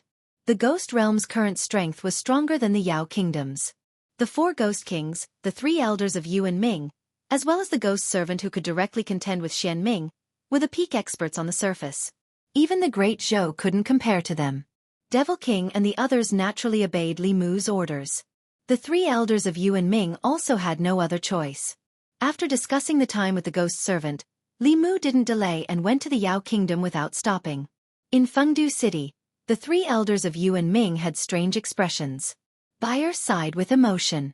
"I didn't expect that one day, we would actually be able to fight Xuanzong. It's like a dream." For more than 1,000 years, Xuanzong of the Dao sect had always been the demon sect's #1 enemy. If it weren't for Xuanzong, they probably would have destroyed the 6 Dao sects long ago and seized the heavenly tomes of the 6 sects. When the three of them were still working for the demon sect, one of their ultimate goals was to fight Xuanzong. They didn't expect that they would be able to do what they couldn't do in the demon sect here. It had to be said that fate made fools of them. Those people in Xuanzong probably didn't expect that the first to attack their sect wasn't from the demon sect. Not long after, in the Thousand Fox Nation, Li Mu and Xiaobai had just landed in the square in front of the palace when Xiaobai ran toward the two figures in front of her. She happily said, "Sister Huanji, Sister Hu Lu." Ever since coming to the Thousand Fox Nation, Xiaobai's mood had obviously improved a lot. The entire city was filled with the aura of her race. It wouldn't be an exaggeration to say that it was her heaven. Huanji and Hu Lu also doted on her very much. After hearing Li Mu's intentions, Huanji held Xiaobai's hand and said, "Damn that Xuanzong, bullying our family Xiaobai like this. Sister will take you to take revenge." Li Mu asked, "Are you going too?" Huanji rolled her eyes and said, "Of course, this is our fox race's matter. How can I not go?" Li Mu didn't dissuade her like he dissuaded the Empress. After all, she was from the monster race and didn't have as many rules as the human race. After Huan Ji finished speaking, she thought of something and asked Li Mu, "Is Zhou going?" Li Mu shook his head and said, "Not going. Then I have to go even more." Huan Ji lightly snorted, then patted Xiaobai's head and said, "Xiaobai, now you should know who treats you better." Chapter 638. Phantom Princess was a big fox spirit, and Xiaobai was a little fox spirit. They were both foxes and were naturally easy to get close to. For Xiaobai, who had always been by Li Mu's side and had never met anyone of the same race after she grew up, the Thousand Fox Nation, which was full of fox spirits, was undoubtedly her paradise. After summoning the Blue Wolf King, Nine Heaven Snake King, and Tian Shan Bear King, the 4 Demon Kings gathered and discussed the plan with them. Li Mu looked at Xiaobai, who had never smiled like this before. He walked over and patted her head, saying, "Why don't you stay with Sister Phantom Princess first and meet us later?" Xiaobai grabbed Li Mu's wrist tightly without thinking and said, "I'll stay with my savior." Seeing Li Mu and Xiaobai disappear into the horizon, Hu Jiu retracted the reluctance in her eyes. Then she realized something and asked Hu Lu in a low voice, "What do you think is so special about him that we like him so much?" Hu Lu looked at her and shook her head, saying, "Unfortunately, he only likes 2 foxes." Sigh. Sigh. After sighing, Hu Lu looked at Hu Jiu and asked, "What are you sighing about?" Hu Jiu looked at her and asked, "What are you sighing about?" After leaving the Yao Nation, Li Mu returned to White Cloud Mountain. He had informed Xian Jizi earlier. At this moment, all the 7th realm cultivators of the Talisman Puppet sect had already gathered at the sect. Aofeng had also received the news long ago. He rubbed his palms together in front of Li Mu and asked, "Do you want me to call the dragons of the other 3 seas over as well?"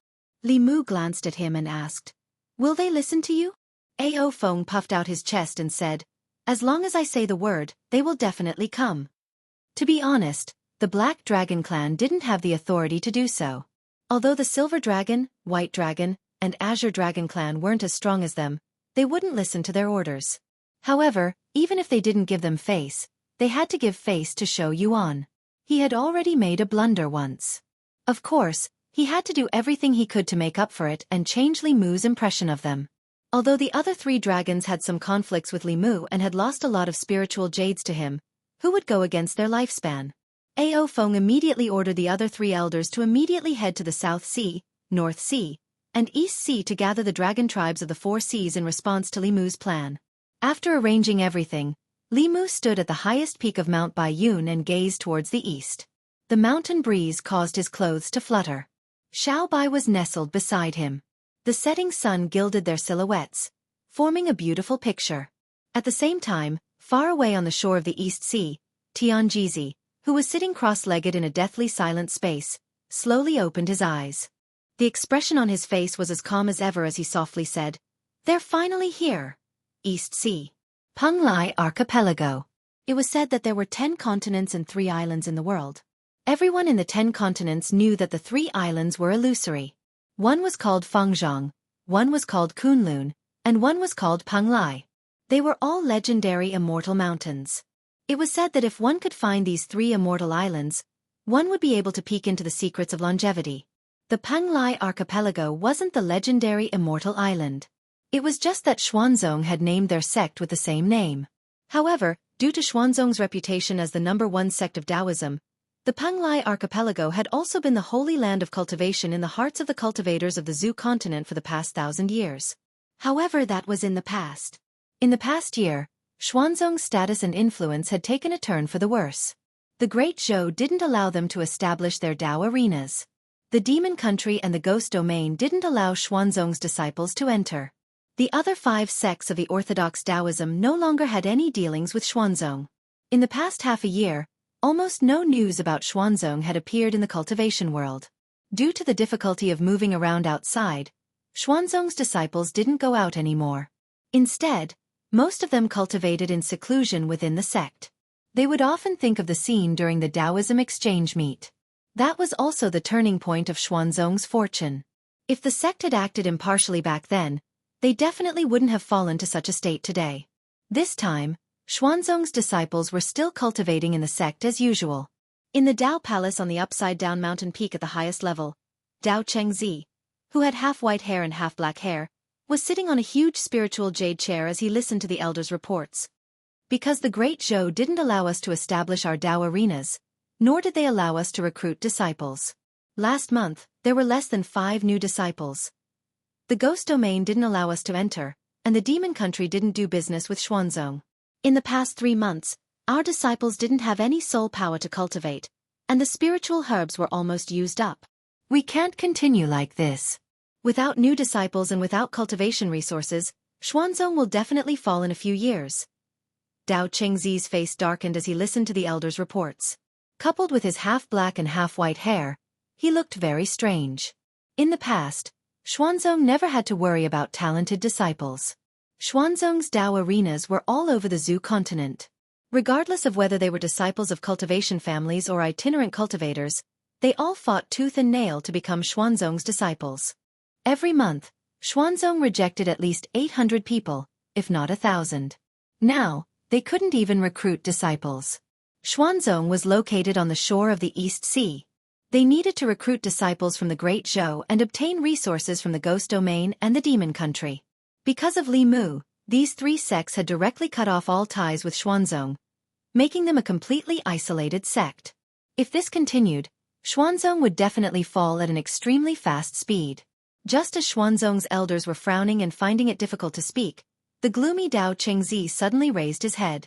With a shocked expression, he flew out of the Dao Palace. A moment later, the other 3 7th realm cultivators seemed to have sensed something and flew out with Dao Chengzi. Far away in the sky, streaks of rainbows were shooting towards the direction of the Xian sect. Each streak of light exuded an extremely powerful aura. Seeing this, a chief's expression changed drastically. He said in fear, "Oh no, the demon sect is attacking." Dao Chengzi's pupils constricted. He said in a low voice, "No, it's not the demon sect." As the streaks of light got closer, someone finally saw what was happening inside the streaks of light. The fear on their faces gradually turned into shock and confusion. In the lead were more than 10 figures in Taoist robes. Apart from Xuanzong, they were the sect masters, grand elders, and 7th realm cultivators of the 5 sections. Behind the 5 sects cultivators were 4 old monks standing on lotus platforms. Their bodies glowed faintly with golden light, and they also exuded 7th realm auras. Beside the 4 monks were 3 figures in imperial robes. They were also 7th realm cultivators. On the other side, 5 powerful demonic auras shot into the sky. Then, 7 figures appeared in a cloud of ghostly fog. However, this was not the most shocking thing. More than 10 black, green, silver, and white dragons circled above the crowd. The aura of each dragon gave Xuanzong's cultivators an extreme sense of oppression. That was a 7th realm dragon. More than 10 7th realm cultivators descended on Xuanzong. At this moment, the seawater surged, and the sky changed color. A terrifying aura enveloped them. Even though Xuanzong's sect protecting array was activated immediately, the Xuanzong cultivators in the array formation still felt a sense of suffocation. Especially when they saw the young man and woman at the front of the crowd, their expressions changed. Dao Chengzi clenched his teeth and squeezed out 2 words. Li Mu. Li Mu's expression was calm. He said calmly, "Dao Chengzi, we meet again." The simple "we meet again" sounded extremely complicated in the ears of the Xuanzong cultivators. The last time they met, he was just a mere 5th realm disciple of Fulu school. Although he had a high status, he was so insignificant in front of Xuanzong. Even if he bullied him wantonly, Fulu school could only swallow it. In just 2 years, Xuanzong's status plummeted. The next time they met, the 5th realm cultivator was already a 7th realm cultivator. He brought dozens of 7th realm cultivators from the 5 Taoist sects, the 4 Buddhist sects, the Demon Nation, the Ghost Realm, and the Dragon Race to Xuanzong with an indomitable attitude. The current Li Mu and Xuanzong were just like Xuanzong and Li Mu in the past. It was karma and retribution.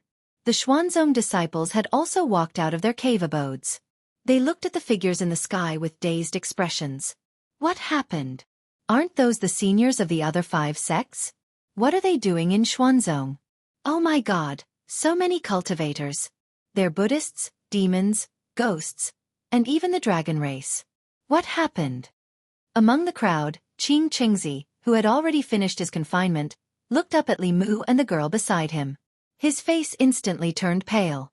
Even with his fifth realm cultivation, he couldn't support his body and fell to the ground powerlessly. Dao Chengzi's face was also pale.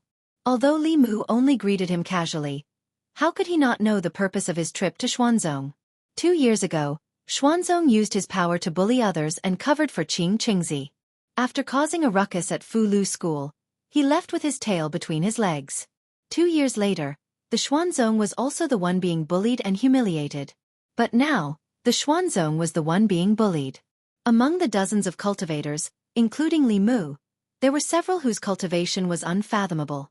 Not to mention the dragon race, even if all the cultivators of Xuanzong worked together, it would still be like throwing eggs at a rock. A trace of regret finally appeared on the white-haired half of Dao Chengzi's face, but the black half of his face became even more ferocious. He said sternly, "Other than the demon sect, you're the first one to lead people to attack Xuanzong in the past 1,000 years. Elixir Cauldron sect, Spiritual Array sect, South sect and North sect. Do you know what you're doing? Do you want to kill your fellow disciples?" Although his face was ferocious, anyone could see that Dao Chengzi was a bit cowardly at heart. After all, even if there were only half of the cultivators present today, they could still raze Xuanzong to the ground. Xuanzong's history of bullying others was gone forever. Li Mu looked at Dao Chengzi and said calmly, "Our sect has no intention of killing our fellow disciples. We're only here to seek justice. Are you going to hand over Qing Qingzi, or should I go and take him myself?" It was the same request as 2 years ago, but Xuanzong could no longer treat it the same way as 2 years ago. Beside Dao Chengzi, another Grand Elder and several first seats were silent for a moment before speaking one after another. "Senior brother, hand over Qing Qingzi." "That's right, Martial Uncle. This is our fault. Don't continue to make mistakes." "Martial Uncle, isn't it enough that the sect has become like this?" Not only did the cultivators of Xuanzong try to persuade them, but the disciples of the sect also had the same idea. Xuanzong was in the wrong, and the powerful sect in the past had fallen to its current state. It was reaping what it had sown. Qing Qingzi stood in the crowd and looked at the disdainful and hateful gazes of his fellow disciples. He only felt a chill run down his spine. He gathered all his spiritual power and wanted to escape, but a figure suddenly appeared beside him. It was Xuanzong's sect master, Miao Yunzi. "Sect master. Sect master is back. Sect master, please don't leave again. Xuanzong needs you." Seeing their former sect master, Xuanzong's disciples were all excited. Qing Qingzi trembled and said in a trembling voice, "Sect master." Miao Yunzi looked at him and sighed. "You have to learn to bear the consequences of your own mistakes." He waved his sleeve and disappeared with Qing Qingzi. When they reappeared, they were already outside the array formation. Dao Chengzi's expression changed. "Miao Yunzi, what are you doing?" Miao Yunzi took out a token and said, "Martial Uncle has ordered that Qing Qingzi has violated the sect rules and is now expelled from Xuanzong. From now on, he will have nothing to do with Xuanzong." With that, he disappeared, leaving only Qing Qingzi outside. Li Mu reached out and grabbed Qing Qingzi to his side. After sealing his spiritual power, Li Mu looked in the direction of Xuanzong. Although the result was inevitable, the process went so smoothly that it was beyond his expectations. 2 years ago, Tian Jizi's attitude was still very firm. 2 years later, he actually handed over Qing Qingzi. The contrast between before and after made Li Mu feel very confused. In order to absolutely crush the mysterious sect, he had brought almost all the forces he could mobilize to the mysterious sect. He had even brought a long-distance teleportation array with him. This was to prevent the Devil Dao from taking advantage of the situation, and they would not be able to provide support in time. Li Mu had never really experienced the strength of an 8th realm cultivator. If Tian Jizi wholeheartedly protected Qing Qingzi, he was even prepared to face a Dao integration realm cultivator. Now, he felt like he had been preparing for a long time and finally hit cotton. There was an indescribable discomfort in his heart. At this moment in the silent space, Miao Yunzi said in shock, "In just 2 years, he has actually grown to such a level. He has gathered all the powerful cultivators of the entire Zhu continent around him. Even the dragon tribe of the 4 seas is under his command. Martial Uncle, you have already predicted all of this. Did you already know that he would unite all these forces?" Tianjizi shook his head and said, "The will of the heavens is hard to predict. No one can predict everything. I only know that if we don't force him, when the calamity comes, the beings of the 10 continents won't have any power to resist. In this endless situation of death, he is the only chance of survival." Miao Yunzi murmured, "Taoism, Buddhists, the dragon tribe of the 4 seas, the demon nation, the ghost realm. All these forces have formed an alliance. Even the demonic Tao will have to retreat. What kind of catastrophe is it that requires everyone to unite to resist?" Tianjizi continued to shake his head. "The catastrophe is unpredictable. No one can predict it. But I have a hunch that that day will come soon." Chapter 639. Above the East Sea, the powerhouses of various forces stood in the air. Qing Qingzi had been handed over to Li Mu by Miao Yunzi, and Tianjizi had not appeared from the beginning to the end. Li Mu had made many preparations in advance, but they were useless. In Xuanzong, the elders and disciples also heaved a sigh of relief. At the most critical moment, the sect had pulled back from the brink. They had not made a mistake until the end. There were so many powerhouses outside, and they were enough to wipe out the demon path. How could Xuanzong deal with them? Only Dao Chengzi's face was filled with black and white qi. His hair turned completely white one moment, and then completely black the next. His aura also fluctuated between strong and weak, and it became extremely unstable. Seeing this, a first seat's expression changed drastically, and he exclaimed, "Oh no, Martial Uncle has turned into a demon." The path of cultivation was filled with all kinds of difficulties and dangers. Most cultivators would also encounter inner demons. At this moment, Dao Qingzi's appearance was clearly a sign of an inner demon's invasion. Back then, it was he who had protected Qing Qingzi and saved Xuanzong's face for a while, but it caused the sect to sink deeper into a quagmire, unable to extricate itself. Although he had never mentioned it, it must have become a sharp thorn in his heart.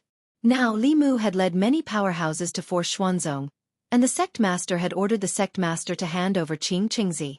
This was undoubtedly a heavy blow to him, and it completely shattered his dignity. How could Grand Elder Dao Qingzi, who valued his face so much, tolerate this so easily? In the blink of an eye, Dao Qingzi's hair turned completely black. It seemed that time had reversed on his body, and his aura also rose to a very terrifying level. When Li Mu first fought with Dao Chengzi, his cultivation was only an ordinary 7th realm cultivator, which was similar to the sect masters and grand elders of the various sections. Just now, when he saw Dao Chengzi with half black and half white hair for the second time, his aura was comparable to Ao Feng's.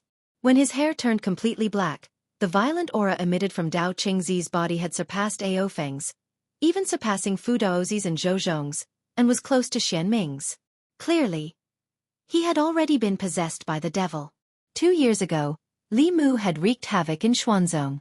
He had defeated Dao Chengzi, a 7th-level cultivator, in front of all the cultivators in the world.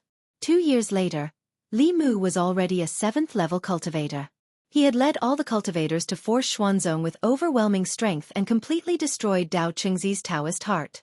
To put it simply, he had a mental breakdown. The consequence of his Dao heart collapsing was that his body was now completely under the control of his inner demon.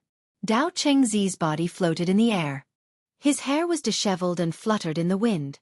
His body exuded an evil aura that was completely different from that of the orthodox Xianmen sect. He looked like a devil. Even Yu Ming's 3 elders, who came from the devil Dao, shuddered at the sight of Dao Chengzi. The grand elder of Xuanzong, the Taoist priest Qingzi, had completely lost his mind. His eyes were bloodshot, but his expression was calm. He looked at Li Mu without any ripples and said indifferently, "Junior, do you dare to fight with this old man again?" In front of the crowd, the ghost servant looked at Dao Chengzi with surprise. For cultivators, inner demons were a disaster, but it was also a good fortune.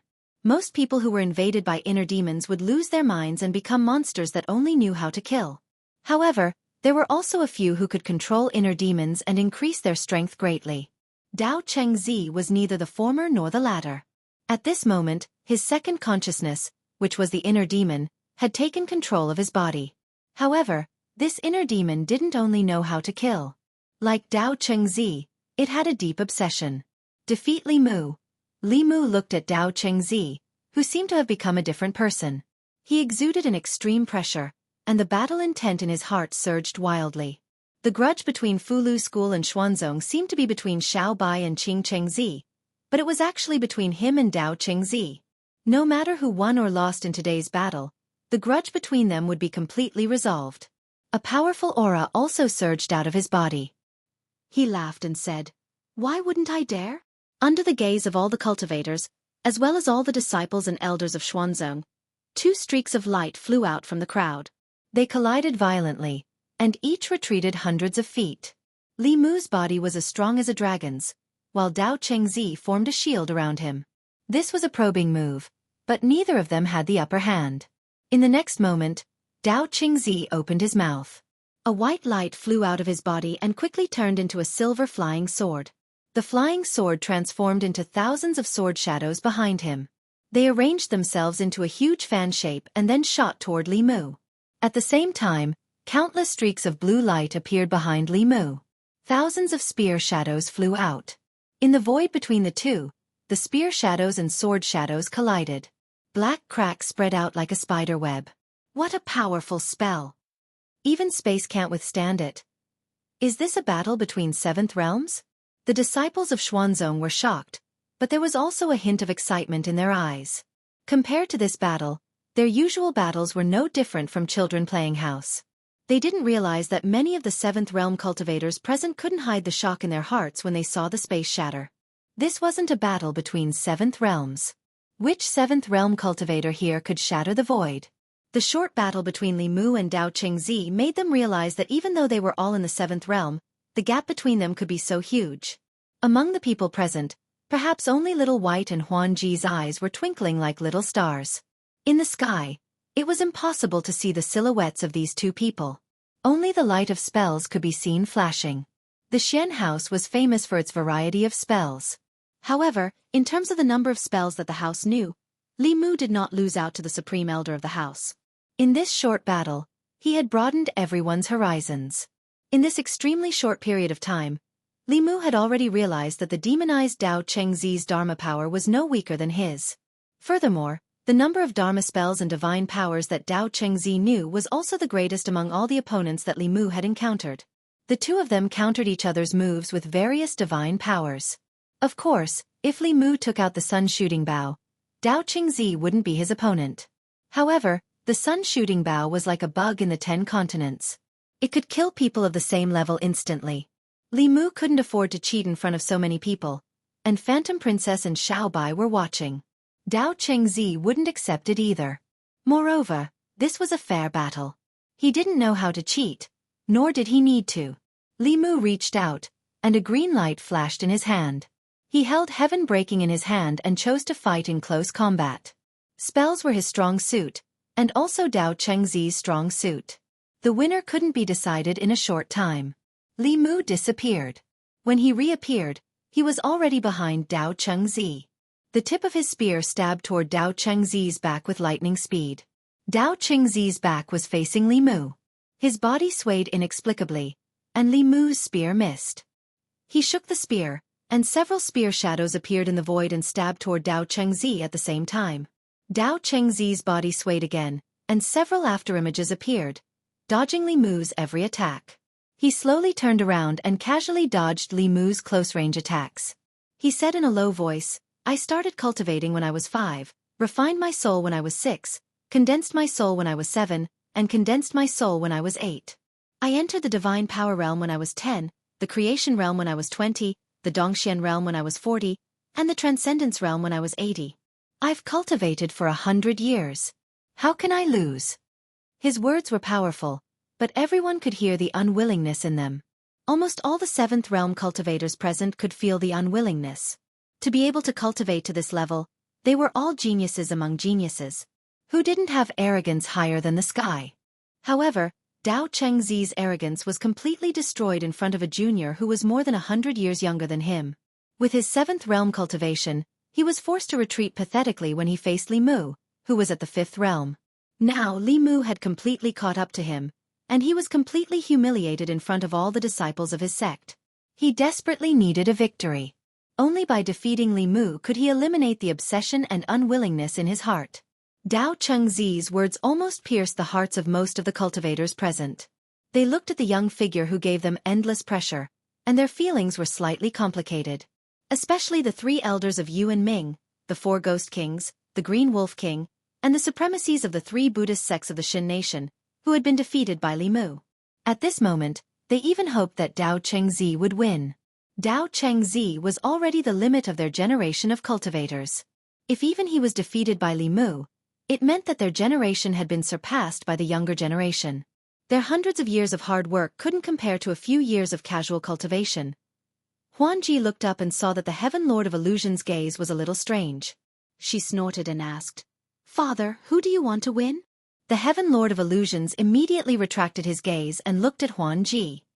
He smiled and said, "What are you asking?" "Of course I want my son-in-law to win." In the void above, the spear radiance shone brightly. Every spear that Li Mu stabbed didn't even touch the corner of Dao Chengzi's clothes. It was as if Dao Chengzi already knew where the spear would land before he stabbed. This was foresight. Seventh realm cultivators already had the ability to foresee. However, in order to foresee the attacks of cultivators of the same level, one had to cultivate the art of divination to the peak. This was what Xuanzong cultivators were good at. If they could foresee the future one step ahead of their opponents, they would naturally be in an invincible position. Unfortunately, his opponent was Li Mu. Foreseeing the future was a mystique and also a Dao technique. It could only be used by borrowing the power of heaven and earth. Through cultivating the Henku Four Sentences, he already had the ability to directly control the power of heaven and earth. As long as their cultivation wasn't too much higher than his, they wouldn't be able to borrow the power of heaven and earth. Li Mu was the master of this world. If he didn't lend the power of heaven and earth, Dao Chengzi wouldn't be able to use a single Dao technique. Li Mu calmly stabbed his spear. A trace of confusion appeared on Dao Chengzi's face. The afterimages around him disappeared. A spear pierced through his shoulder and through his entire body. If the owner of the spear wanted to, the spear could pierce through his throat, heart, dantian, or any other part of his body. He looked down at the spear that pierced through his shoulder and then slowly looked up at Li Mu. He said in a low voice, "Domain. You've already comprehended a domain. No one below the Dao integration stage can defeat you." "I've lost." After saying this, his hair quickly turned from black to white. His aura also instantly fell. In the end, he was only at the transcendent initial stage. Sigh, Aofeng sighed. Then, he realized something and murmured, "He won." Why am I sighing? He didn't know why he wasn't happy about Li Mu's victory over Dao Chengzi. However, in order to make a good impression, Aofeng still pretended to be happy. He said loudly, "Lord Li's powers are boundless. Old fogies of Xuanzong, is there anyone else who's not happy?" The outcome of the battle between Li Mu and Dao Chengzi had been decided. The dozens of powerful beings present didn't feel any joy from the victory. Instead, they all sighed in their hearts. Dao Chengzi's defeat represented the end of an era. The era that belonged to them had come to an end. And a new era was slowly rising. Li Mu pulled out the sky-splitting spear, turned around, and left. He didn't look back. He threw Qing Changzi back into the flask heaven dimension. He held Xiaobai in one hand and Huanji in the other and disappeared from everyone's sight. The powerful beings also left. Xuanzong. Qing Xuanzi's face was pale. After a long while, he withdrew his gaze from the void. He recalled his conflict with Li Mu, and a wry smile appeared on his face. At this moment, the hatred in his heart toward Li Mu suddenly disappeared without a trace. With their current identities, status and strength, he couldn't and didn't dare to hate him anymore. That figure holding the spear was deeply engraved in Qing Xuanzi's heart. It was also engraved in the hearts of all Xuanzong disciples. They would never be able to forget it. Chapter 640. Yangqiu County. In the northwest direction of the county, there were a few hills in the lush mountains. These were the tombs of Xiaobai's grandmother and her clansmen. When they left Yangqiu County, Li Mu and Xiaobai buried them with their own hands. Xiaobai knelt in front of the tombs with tears in her eyes. She sobbed and said, "Grandma, big sister Ying, big sister Yan Yan, Xiaobai has avenged you." Qing Chengzi's body was lying in front of the tombs. He had committed suicide. After being abandoned by Xuanzong, he knew that he would not have a good ending, so he dispersed his soul. Li Mu flicked his finger and a fireball landed on his body. The flames rose instantly and were extinguished in an instant. A gust of wind blew, and everything returned to dust. The grudges between Xiao Bai and Qing Qingzi, as well as the grudges between Li Mu and Xuanzong, were resolved. Li Mu stayed here with Xiao Bai for a few hours before returning to his ancestral home in Yangqiu County. The place that was once extremely familiar to him was now completely different. The shops on the street had changed several times, and the roads that he used to patrol had become unfamiliar. It was no longer the Yangqiu County that Li Mu was familiar with. The sky was already bright. Li Mu looked at Xiao Bai, who was still sleeping soundly beside him, and a smile appeared on his face. 6 snow-white fluffy tails were hanging by the bed. She had taken her revenge, and the only thing that bothered her was put down. Last night, she had silently advanced in her sleep. Xiao Bai's talent was not bad. Under Li Mu's nourishment, she had never lacked any cultivation resources. The medicinal power in her body had accumulated, and her dermic powers were far superior to ordinary dermic powers. She should have advanced to the 6th realm like Lu Hanyan and Li Qing, but because of the unresolved knot in her heart, her cultivation had stagnated for a long time. The knot in Xiao Bai's heart had been untied, and Li Mu had also put down a huge burden in his heart. To treat the #1 sect in the world as an enemy required a great deal of courage. In order to be able to speak with Xuanzong on an equal footing one day, Li Mu had made countless efforts in the past 2 years. He had already returned the humiliation of that day in double. From now on, he and Xuanzong would mind their own business. He would go his own way, and they would go their own way. The glory of Xuanzong is a thing of the past. In the near future, Fu Lu School will replace it. In the coming days, Li Mu needed to focus all of his attention on the demonic path. During this time, although the demonic path had been quiet, Li Mu could already feel the calm before the storm. When the demonic path ancestors gathered together, the calamity of the righteous path would also arrive. Deep in the South Sea, Ghost Island. Aside from the people of the demon sect, no one knew the location of Ghost Island. It was not that the island was remote, but that the location of Ghost Island was not fixed. To be exact, it was a floating island floating in the South Sea. For hundreds and thousands of years, it had been wandering aimlessly. Only through the mutual sensing between the tokens of the demonic path could the location of the island be found. Xian Ming sat up in his sarcophagus on the tower in the center of the island. He lowered his voice and said, Buddha, Taoism, monster, ghost, dragon tribe. For thousands of years, no one has ever united them. Even Ao Qing couldn't do it. What's so special about him? The third ancestor slowly said, in the past 10,000 years, he is indeed the biggest anomaly we have encountered. Xian Ming said regretfully, unfortunately, he did not flatten Xuanzong. This will save us a lot of trouble in the future. The third ancestor said, he is a smart man, but Tian Jizi is not that simple. Li Mu has united many forces. The situation in the Zhu continent is no longer under our control. Order all disciples to stop all actions and wait for the right opportunity. One order after another silently spread out from Ghost Island. Shen Du. Ever since Li Mu brought everyone to Xuanzong for a stroll, the entire Zhu continent seemed to have settled down. Earlier, there were still traces of the demonic path in the various counties and southern countries of the Great Zhou. Overnight, they seemed to have evaporated into thin air, disappearing without a trace. Without a doubt, the forces gathered by Li Mu this time had intimidated the demonic path. Although the demonic path's 3 ancestors and Xian Ming were on Ghost Island, the number of core experts was far less than what Li Mu had gathered that day. After realizing the difference in strength, they did not dare to be too active on the continent. In the entire Zhu continent, the only place that was not so peaceful was the Xin nation.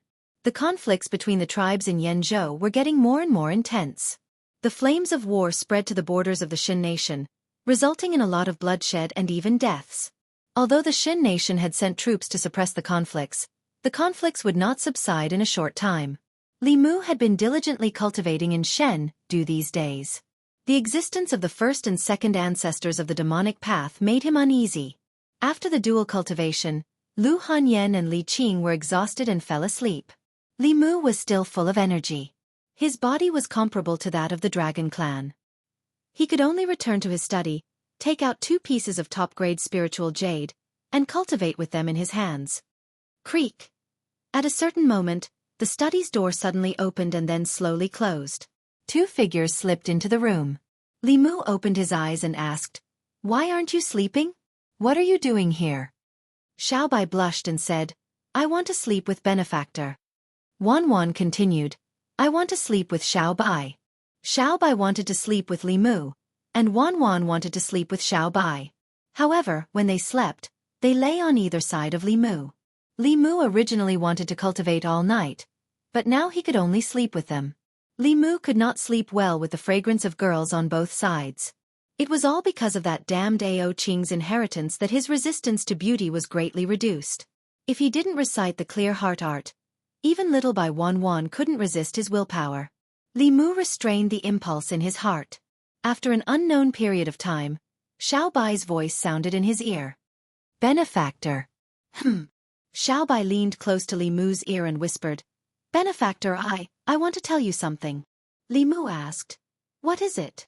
Xiaobai lowered her voice and said softly, "Sister Wan and I are no longer children."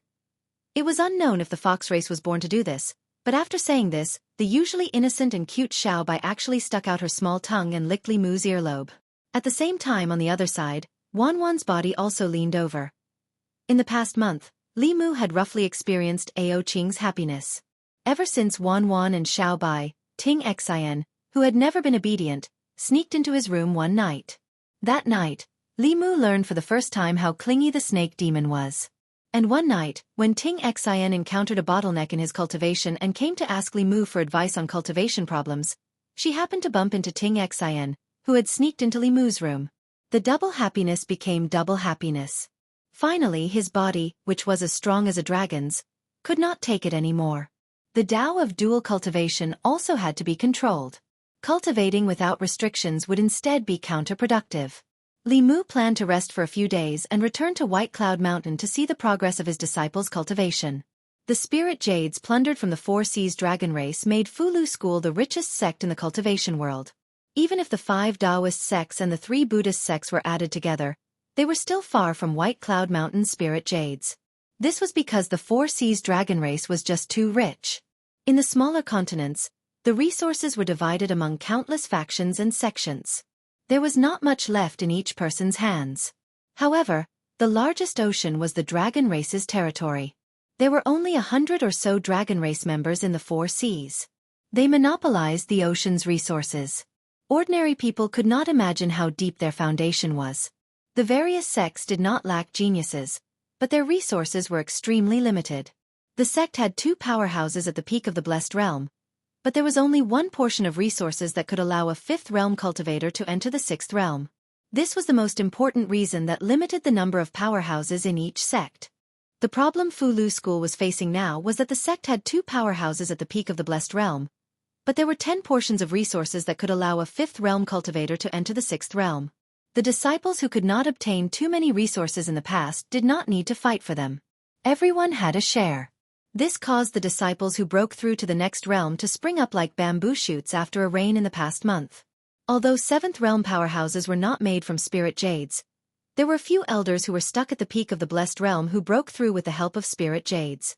The number of 6th realm powerhouses in Fulu School quickly increased to 11. This number was still a little lacking compared to the current Xuanzong. However, Fulu School had already surpassed Xuanzong in terms of the number of 7th realm powerhouses. With almost endless resources, it was only a matter of time before the sect's core strength surpassed Xuanzong's. However, spirit jades could increase the sect's overall strength, but they could not increase the sect's peak combat strength. Breaking through to the 7th realm either relied on legacies or Emperor Qi. There were shortcuts. However, how could one break through to the 8th realm? Fulu School once had a 9th realm powerhouse, but at that time, the spiritual Qi of heaven and earth was not as thin as it was today. One could reach the 9th realm through normal cultivation. The same method could no longer be used today. In today's world, the only ones who knew about the cultivation method of the 8th realm were probably Xuanzong and the demonic path. However, it was clear that neither Xuanzong nor the demonic path would reveal it to Li Mu. In order to face the danger that could come at any time, Li Mu stayed at White Cloud Mountain for 3 days before heading to the Yao Nation to discuss the Tao of dual cultivation with Huan Ji. At the same time, in Yanzhou, on a vast plain, 2 large tribes were fighting fiercely. Tens of thousands of soldiers had died on the battlefield. The entire plain was covered in mountains of corpses and seas of blood. The land that stretched as far as the eye could see was dyed dark red by blood.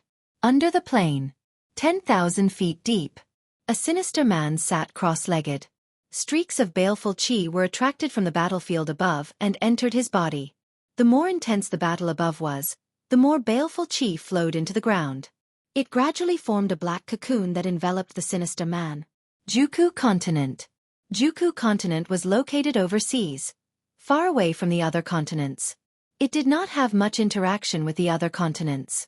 Unlike the divided Zu continent, Juku Continent had hundreds of millions of people, but only one unified country, the Ing nation.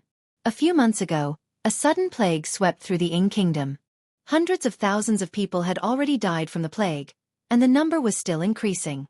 The cultivators of the Ing continent had tried to save them, but no matter if it was pills or talismans, none of them had any effect on the plague.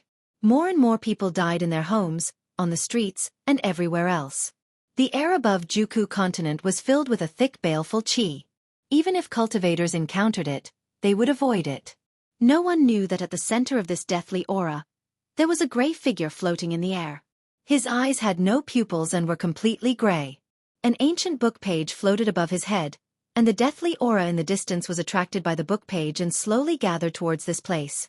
Chapter 641. Ghost Realm. Fengdu City. Li Mu and Illusion Princess floated in the air. The three elders of Yu and Ming, the four ghost kings, and the ghost servants stood behind them, looking at a huge fog vortex in the city. Li Mu and Illusion Princess were cultivating in the Demon Nation when they suddenly received a message from the ghost servant that something strange had happened in Fengdu City. He immediately rushed to the ghost realm with Illusion Princess. In Fengdu City, the fog vortex gathered all the Yin Qi within 1,000 miles and sucked it into the vortex. Under the huge fog vortex, a powerful aura was brewing. It wasn't the first time Li Mu felt this aura, so he naturally knew what it meant. With the combined efforts of the entire ghost realm, Suhi was taking the crucial step. Soon, the Empress of the Great Zhou, the Queen of 10,000 Demons, and the Master of the Ghost Realm would all become 7th Realm experts. Li Mu and the others waited for several hours. In the fog vortex, Suhi's aura finally reached a peak. Then it broke through a certain barrier. The vortex gradually dissipated, and a figure walked out. At this moment, the four ghost kings and Feng Yi, who only had a soul body, suddenly felt a sense of fear from the depths of their hearts. Facing the figure that walked out, they couldn't suppress the desire to submit in their hearts. They couldn't help but bow, and even their heads were lowered. In Fengdu City, countless ghost cultivators had the same feeling. They all knelt on the ground and kowtowed in a certain direction. Outside Fengdu City, the wandering ghosts all stopped in their tracks. Then, they lined up in neat rows and slowly floated towards Fengdu City. The ghost servant knelt on one knee and said respectfully, "Congratulations, Ghost Lord." When the four ghost kings and by one saw this, they knelt down as well. Although by two and by three weren't ghost cultivators and didn't cultivate ghost Dao techniques, they were too embarrassed to remain standing when everyone had knelt down. They could only kneel down and say respectfully, "Congratulations, Ghost Lord." Suhi's voice was gentle as she said, "Rise." Then, she slowly walked in front of Li Mu and looked at Illusion Princess. Illusion Princess also puffed out her chest and looked back at her, not to be outdone. Suhi was the first to speak. "I've often heard him mention it. Now that I've seen it with my own eyes, the Queen of the 10,000 Demons is indeed charming." For some reason, although Illusion Princess didn't like Zhou Yi, she didn't reject the girl in front of her. She smiled and said, "Ghost Lord sister, you're too kind. You're also very beautiful." Suhi bowed to her and said softly, "Suhi." Huanji also returned the greeting and smiled, "Huanji." Seeing the two of them complimenting each other and introducing themselves, Li Mu was momentarily stunned. Phantom Princess and the Empress were like fire and water. They were always at loggerheads with each other. However, she and Suhi got along very well. This was out of Li Mu's expectations. Originally, this time, if she didn't insist on coming, Li Mu planned to go to the ghost realm alone. With her by his side, he felt uneasy. Only now did he feel relieved. Each of them had a noble status and millions of people under them. If they were all like Illusion Princess and the Empress, Li Mu would be stuck in the middle. Who knew how uncomfortable it would be? After Suhi advanced, countless wandering souls began to gather outside Fengdu City. Those were the wandering souls of the ghost realm welcoming their king. At first, they were just low-level wandering souls. Gradually, 5th and 6th level wandering souls began to appear. Among the group of wandering souls, there were existences whose auras weren't weaker than the 7th level. The ghost realm was a treasure trove that hadn't been fully explored yet. Only when she advanced to the 7th level could she completely control this treasure trove. In the next few days, Li Mu accompanied Su He and traveled through the entire ghost realm. The corpses of giant beasts that had been dead for tens of thousands of years in the ghost realm were the nests of wandering souls. The strongest wandering souls existed there. In 5 days, Li Mu and Su He found more than 10 7th-level wandering souls. Su He subdued all of them. It was also in these few days that Li Mu and Su He noticed some clues. In the ghost realm, the number of souls suddenly increased dramatically. Moreover, they were all Yin spirits that had just died. As the master of the ghost realm, Su He was the clearest about the situation in the ghost realm. Wandering souls didn't have intelligence. Ghost cultivators also had the characteristics of ghost cultivators. The number of these two wouldn't change too much in a short time. If the number of Yin spirits in a place increased dramatically in a short time, there was only one possibility. That place had many people who died in a short time. And those Yin spirits couldn't all come to the ghost realm. Therefore, the true number of people who died in the places where these Yin spirits were was far more than this number. The two of them traced back to the source and finally found the source of these Yin spirits. Yanzhou. The conflict at the border of the Xin nation let Li Mu know that Yanzhou wasn't peaceful recently. However, after personal investigation, he found out that the entire Yanzhou had completely turned into a battlefield. This was a large-scale war. Almost all the tribes and nations in Yanzhou participated in it. Millions of Yanzhou people died in the war. The souls of the dead even drifted to the ghost realm. Before the Great Zhou was founded, the situation in Zhou province was also like this. It wasn't until Emperor Taizu founded the Great Zhou that the Zhou continent was unified. During the reigns of Emperor Wu, Emperor Wan, and the Empress, the Great Zhou was cleared of internal and external troubles. Only then did the Zhou continent achieve its current stability. If it weren't for this, the Zhou continent would be no different from Yanzhou now. Although Li Mu couldn't stand the sight of corpses lying everywhere, this situation wasn't something that could be changed by one person or one nation. The only thing he could do was to protect the Zhou continent, protect the Yao nation, and protect the ghost realm. He didn't want them to follow in Yanzhou's footsteps. After figuring out the source of the Yin spirits, Li Mu and Su He left hand in hand. As they were leaving, he vaguely felt that something was wrong, but he couldn't pinpoint exactly what it was. He turned around to take a look, but still found nothing. Su He noticed Li Mu's strange behavior and asked, "What's wrong?" Li Mu shook his head and said, "Nothing. Let's go." However, just as they were about to return to the ghost realm, Li Mu suddenly turned back. At that moment, he finally realized what was wrong. Evil spirit. Wherever Li Mu and Su He went, there was no trace of evil spirit in the various battlefields in Yanzhou. This was extremely illogical. Battlefields were places of great evil. Evil spirit gathered here. Without external interference, it wouldn't dissipate even after hundreds of years. But in the various battlefields in Yanzhou, millions of people died, and there wasn't even a trace of evil spirit. There was only one possibility. The evil spirit in all the battlefields in Yanzhou had been taken away by someone. Li Mu had once sneaked into the ghost island and knew the cultivation methods of the demonic cultivators. In addition to the soul and blood essence of humans, evil spirit, death spirit, and so on were also one of their cultivation methods. Those who cultivated these paths often liked to use ancient battlefields or ancient tombs as cultivation places. These places were full of evil spirit and death spirit, which was the most suitable for them to cultivate. Soon, Li Mu realized something. The inexplicable intercontinental war in Yanzhou, the deaths of millions of people, and the disappearance of the evil spirit. Combined with these things, an answer was on the verge of being revealed. Someone instigated an intercontinental war in Yanzhou and used the evil spirit piled up by millions of people to cultivate. To need so much evil spirit, this person's cultivation was definitely not Dongxian. At the very least, he was at the peak of the transcendence realm like Xianming. He wanted to use this to break through to the 8th realm. And Yanzhou was the location of another headquarters of the demonic cultivators. Only the demonic cultivators could do such a thing. Li Mu had once wondered how the first and second ancestors of the demonic cultivators would advance to the 8th realm, but he couldn't think of an answer because he underestimated the demonic cultivators' bottom line. In order to break through, they sacrificed millions of innocent lives. They had no bottom line at all. More importantly, by the time Li Mu discovered it, it was already too late. The person behind the scenes had already gathered enough evil spirit. It was only a matter of time before he broke through, and it definitely wouldn't take too long. When that time came, how should he deal with it? Compared to the demonic cultivators, the righteous cultivators he could ally with had an advantage in number of 7th realm cultivators. They had no problem dealing with one of the 3 ancestors of the demonic cultivators. However, if there was another 8th realm cultivator, they would definitely be defeated. If there were 2 more 8th realm cultivators, even the Taoist and Buddhist sects, the Yao Kingdom, the Ghost Realm, and the Great Zhou would have no chance of winning. Li Mu could predict that if Yen Zhou was like this, the situation in Juku State shouldn't be any better. Looking at the devastated land of Yen Zhou, Li Mu's heart began to sink. Chapter 642.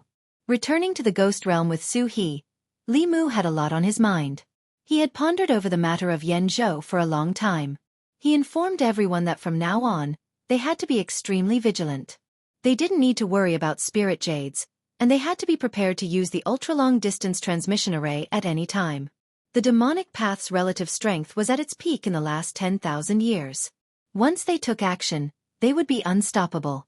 As for himself, he had to personally go to the Juku continent to investigate. That was the last headquarters of the demonic path. If the demonic path had set up their headquarters in Yenzhou for this purpose, then the Juku continent would have already become a purgatory on Earth. With the Earth-shrinking technique, Li Mu could travel through the 10 continents and 3 islands in a day. From the Ghost Realm to the Juku continent, crossing the West Sea would only take a few hours. The demonic path spies were everywhere. If Li Mu left with great fanfare, he would not be able to hide it from them. This trip to the Juku continent was a secret investigation. In order to avoid alerting the enemy, Li Mu didn't bring anyone. He quietly left the Ghost Realm alone and headed west from the West Sea. When he arrived at the Juku continent, what Li Mu saw was a plague that had swept through the entire continent. Countless people died in the plague. The Juku continent's only large country, the Ying country, did nothing, allowing its people to be swallowed up by the plague.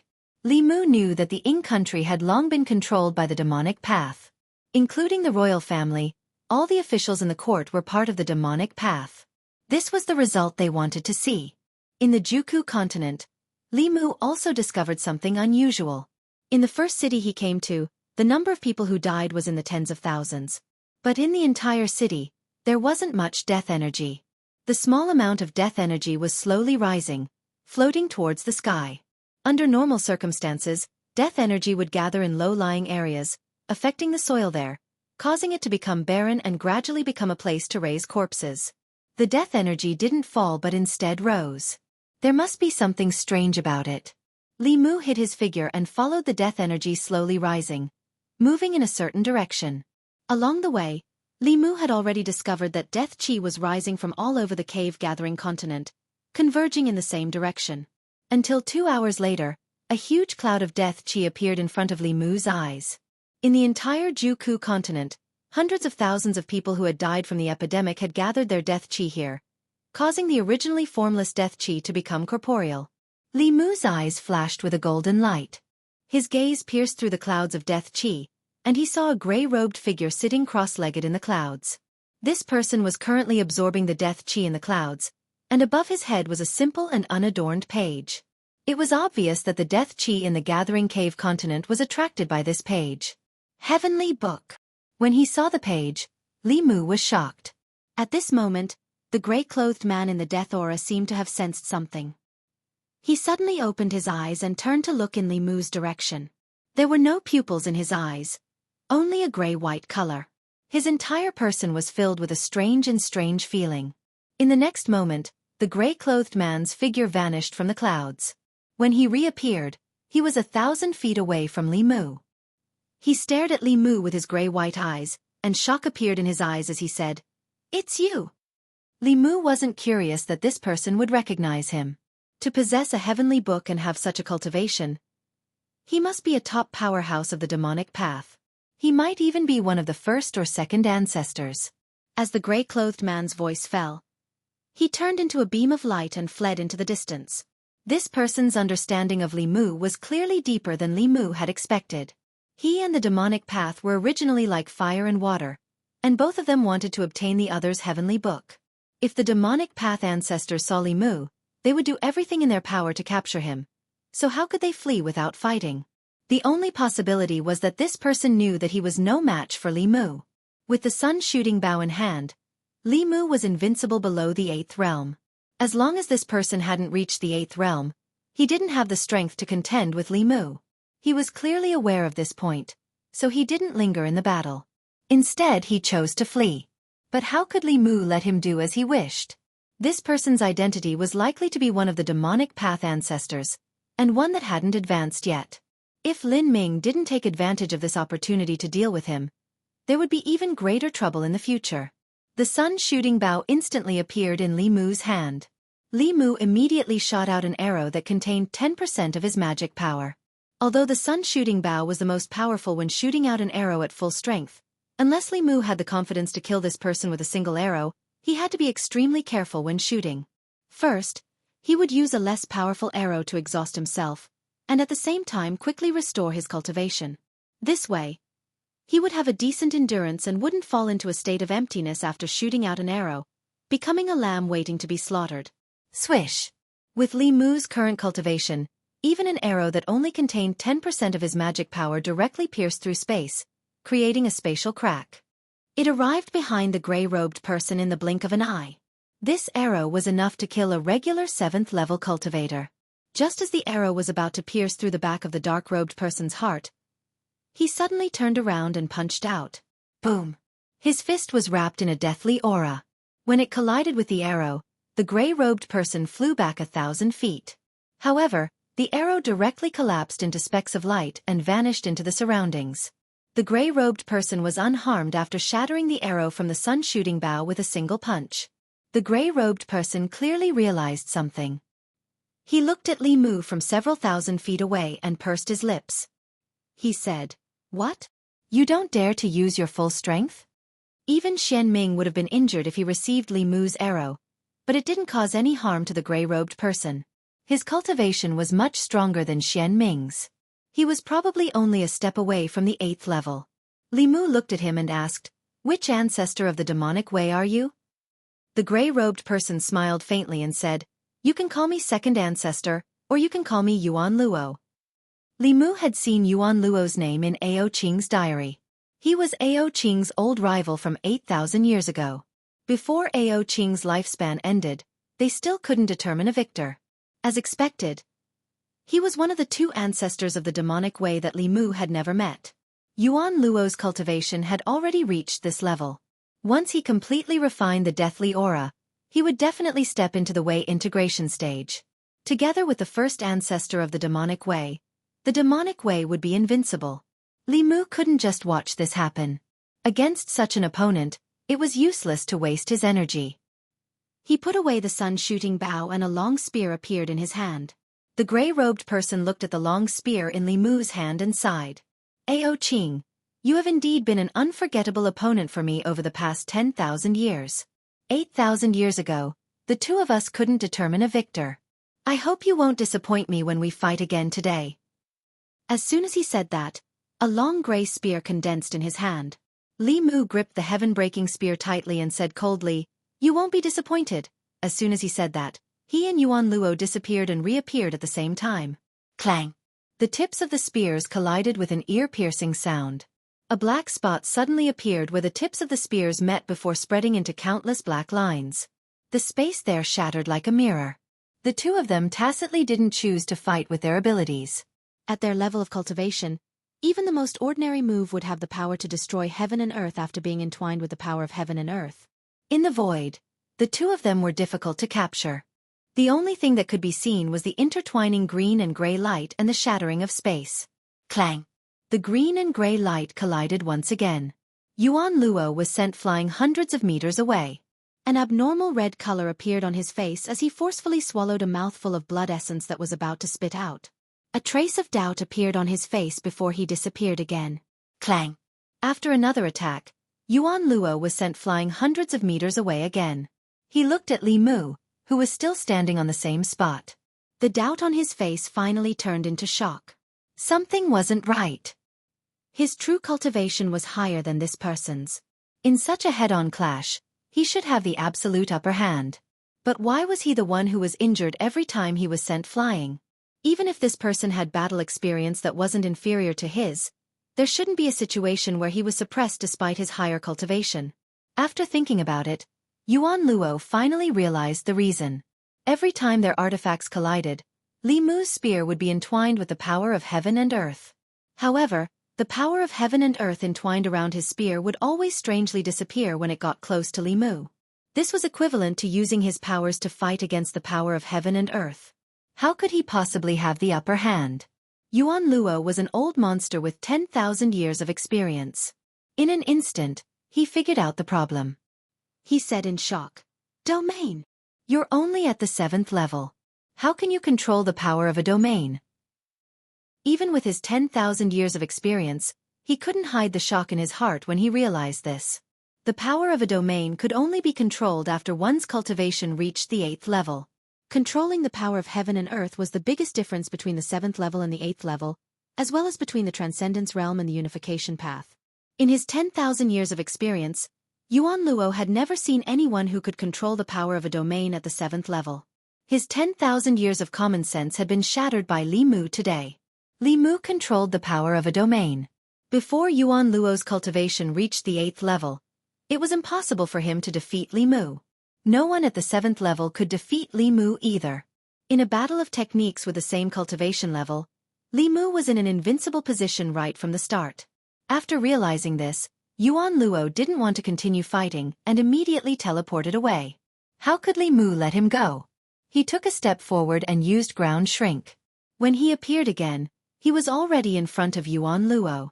However, at this moment, Yuan Luo suddenly raised his head, and a strange smile appeared on his face.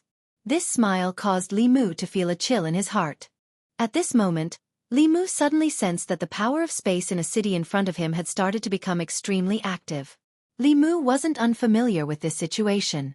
This was the appearance of an ultra-long-distance teleportation formation when it was activated. A pillar of light appeared in the center of the city. The next moment, a figure walked out of the pillar of light. It was an old man who looked like a skeleton. There didn't seem to be any flesh on his body. It was like a piece of dried human skin stuck to his bones. There were no eyes in his eye sockets, only 2 balls of ghostly fire flickering. When those 2 balls of ghostly fire looked in Li Mu's direction, Li Mu's body suddenly turned cold. It was as if he had fallen into an ice cave. Chapter 643. After the violent spatial fluctuations, the skeletal old man that appeared gave Li Mu an extremely dangerous feeling. At this moment, Li Mu recalled the first time he met Tian Jizi. Without a doubt, this skeletal old man was an 8th-level powerhouse. His identity was on the verge of being revealed. The demonic path's 3rd patriarch, Yu Quan. Yuan Luo looked at Li Mu and smiled wickedly. "Do you think you're the only one who knows how to teleport?" Before he could finish his sentence, Li Mu's figure had already faded and disappeared on the spot. If it was only Yuan Luo, he could still deal with him. The demonic path's 3rd patriarch, Yu Quan, was a true 8th-level powerhouse. Even if Li Mu shot an arrow with all his strength, he would not be his match. The gap between the 6th level and the 7th level could be crossed with the help of the sun-shooting bow. However, when he encountered the 8th-level Yu Quan, the 7th level, he had no other choice but to run. After using spatial contraction once, he flew towards the east at full speed. As long as he reached the West Sea, he would be like a dragon entering the water. Even Yu Quan would not be able to catch up to him. However, Li Mu soon felt a powerful aura rapidly approaching from behind. Although the demonic path's 3rd patriarch was not as fast as spatial contraction, he was still much faster than Li Mu at full speed. He quickly caught up. However, when the distance between the two was close to 10,000 feet, Li Mu took a step forward and disappeared again. Yu Quan chased after him unhurriedly without any expression on his face. It was as if Li Mu was already in his hands. Hundreds of miles ahead, Li Mu continued to run for his life. After using spatial contraction twice, The magic power in his body was almost depleted. He could only fly while reciting incantations and using spiritual jades to replenish his magic power. He did not expect to meet the demonic path's second patriarch in the Gathering Cave continent, nor did he expect there to be a long-distance teleportation formation that connected to the Ghost Island. They did not hesitate to spend a huge amount of spiritual jades to teleport Yu Quan over. They used the method that Li Mu had invented on Li Mu. At present, Li Mu was still unable to contend against such an expert without risking his life. Even if he and Yu Quan fought with their lives on the line and both sides were heavily injured, there was still Yuan Luo by his side. At that time, Li Mu would definitely be an arrow at the end of its flight and would definitely not be a match for Yuan Luo at his peak. No matter what, leaving that place was definitely the best choice. He used all of his magic power to increase his speed. In front of him, he could already see a blue sea. In 2 more breaths of time, Li Mu would be able to enter the Western Sea. At that time, even the 3 ancestors of the demonic path would be powerless. However, when he was only a short distance away from the sea, a black lotus suddenly appeared on the shore in front of him. The evil Dao's 3rd ancestor Yu Quan stood on the black lotus and calmly stared at Li Mu. Since Tianjizi is not here, where else can you run to today? With his path blocked, Li Mu did not panic. Instead, he gradually calmed down. Yu Quan's words raised doubts in his heart. He looked at Yu Quan and asked, "What Tianjizi?" Yu Quan looked at Li Mu indifferently and said, "If it wasn't for Tianjizi stopping me time and time again, do you think you would still be alive today?" Li Mu was shocked. He had no idea what Yu Quan was talking about.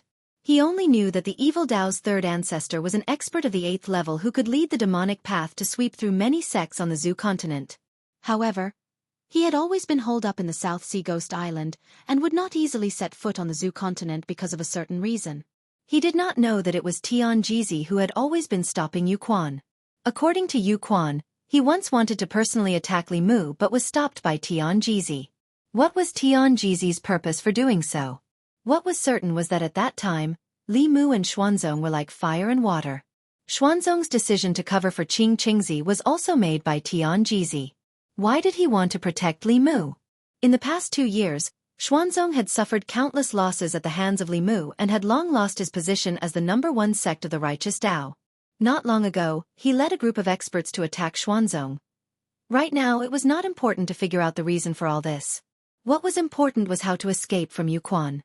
The West Sea was not far ahead, but with Yu Quan blocking the way, this seemingly short distance was impossible to cross. At such a distance, Li Mu did not even have time to use Earth Shrink. The flames in Yu Quan's eyes kept flickering as he looked at Li Mu, trying to see if there was any panic or despair on his face. However, the result was somewhat disappointing. Li Mu's expression was indifferent, and no emotions could be seen. The flames in his eyes flickered as he asked, "You're not afraid?" Li Mu asked back, "Why should I be afraid?" Yu Quan's face revealed a strange expression as he said, "You still have a trump card. I'm very curious. Where does your confidence come from? Is it Ao Xian's Sun Shooting Bow?" The Sun Shooting Bow was one of Li Mu's greatest trump cards. During Ao Xian's era, many 8th level experts had fallen under the Sun Shooting Bow. This bow was completely capable of killing Yu Quan. However, the premise was that Li Mu had Ao Xian's cultivation at that time. With his current cultivation, he could not kill or even seriously injure Yu Quan with the Sun Shooting Bow. However, his ultimate trump card had never been the Sun Shooting Bow. It was just that Li Mu would not use that trump card unless he was truly in a desperate situation. The stronger his magic power, the greater the backlash from using that trump card. When Li Mu was in the lower and middle realms, he could still barely withstand it. However, now that his cultivation had reached the 7th level, the terrifying backlash was enough to destroy Li Mu's body and soul on the spot. When he tried to let the Empress possess him, even the Empress was frightened. The Empress's cultivation at that time was about the same as Li Mu's now. Finally, Yu Quan seemed to have run out of patience and said, "Hand over the heavenly book and join the sage sect. Then we can let bygones be bygones. Tianjizi is not here, so you won't be as lucky as before." "Oh, how did you know that I'm not here today?" Just as Yu Quan's voice fell, an old voice suddenly came from the shore behind him. This voice sounded familiar to Li Mu, and in Yu Quan's heart, it was unforgettable. He suddenly turned his head and looked at a reef by the sea. On one of the reefs, an old man was sitting cross-legged. The old man's back was facing Li Mu and Yu Quan, and he was holding a fishing rod in his hand. It was unknown how long he had been sitting there. Li Mu's attention was all on Yu Quan just now, so he did not notice that place. Now that he thought about it, he was shocked to find that the old man seemed to have been fishing there before he fled here. Looking at the fish basket next to him, there were already dozens of small fish in it. Based on the speed of ordinary people's fishing, it was not difficult to see that he had been here before Li Mu came to the Juku continent. He knew that he would come to the Juku continent before Li Mu and knew that he would be hunted down by Yu Quan, so he came here in advance to wait for him. Was this the strongest person in Xuanzong? The old man put down the fishing rod and released all the fish in the basket into the sea. Then he turned around, revealing a face that Li Mu was no stranger to. This face was full of wrinkles and brown spots, and there were only a few strands of hair on his head. He was so old that he looked like he would step into a grave the next moment. But the appearance of such an old man made Yu Quan's face turn solemn, then angry. Finally, he gritted his teeth and said, "Old ghost Tianjizi, don't tell me you don't have your own matters to attend to?" Tianjizi smiled and said, "This old man is just an idle person who should have died long ago. How could I have my own matters to attend to? I just got tired of fishing in the East Sea, so I came to the West Sea to fish. What do you want to care about this?" Although Tianjizi said so, who would travel tens of thousands of miles from the East Sea to the West Sea just to fish? Yu Quan's face was gloomy and terrifying as he asked, "Tianjizi, this man has a grudge against your Xuanzong for humiliating your sect. Not long ago, he led those people to force Xuanzong. Don't tell me you forgot about that?" Tianjizi sighed and said, "I'm old and my memory isn't good. Is there such a thing?" Faced with Tianjizi who was playing dumb, Yu Quan didn't say anything else. At this time, more than 10 rays of light appeared in the distant sky. Yuan Luo led more than 10 people and quickly appeared behind Yu Quan. Those people all exuded the aura of the 7th level, but compared to Li Mu and Tianjizi's righteous aura, it seemed a little evil. Tianjizi's gaze swept across the crowd, and a look of reminiscence appeared on his face. He said, "Fellow Taoist Yuan Luo, long time no see."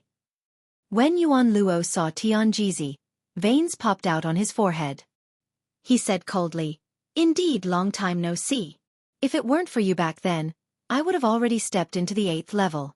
Why would I need to reincarnate and cultivate again?" Yuan Luo's words were filled with endless resentment. At this moment, the wind and clouds in the sky reversed, and huge waves surged on the surface of the sea. Yuan Luo and Yu Quan's group of more than 10 people faced off against Li Mu and Tianjizi. The atmosphere was tense to the extreme. Chapter 644. The situation at the West Sea was in a stalemate. Even though Yu Quan and Yuan Luo had the advantage in numbers, Li Mu and Tianjizi were not to be trifled with. The existence of the sun-shooting bow in particular made Yu Quan and Yuan Luo wary. The sun-shooting bow's power was limited in Li Mu's hands. However, if it was controlled by Tianjizi, even Yu Quan would not dare to take it head-on. There was a 90% chance that he would die on the spot if Tianjizi used all his strength.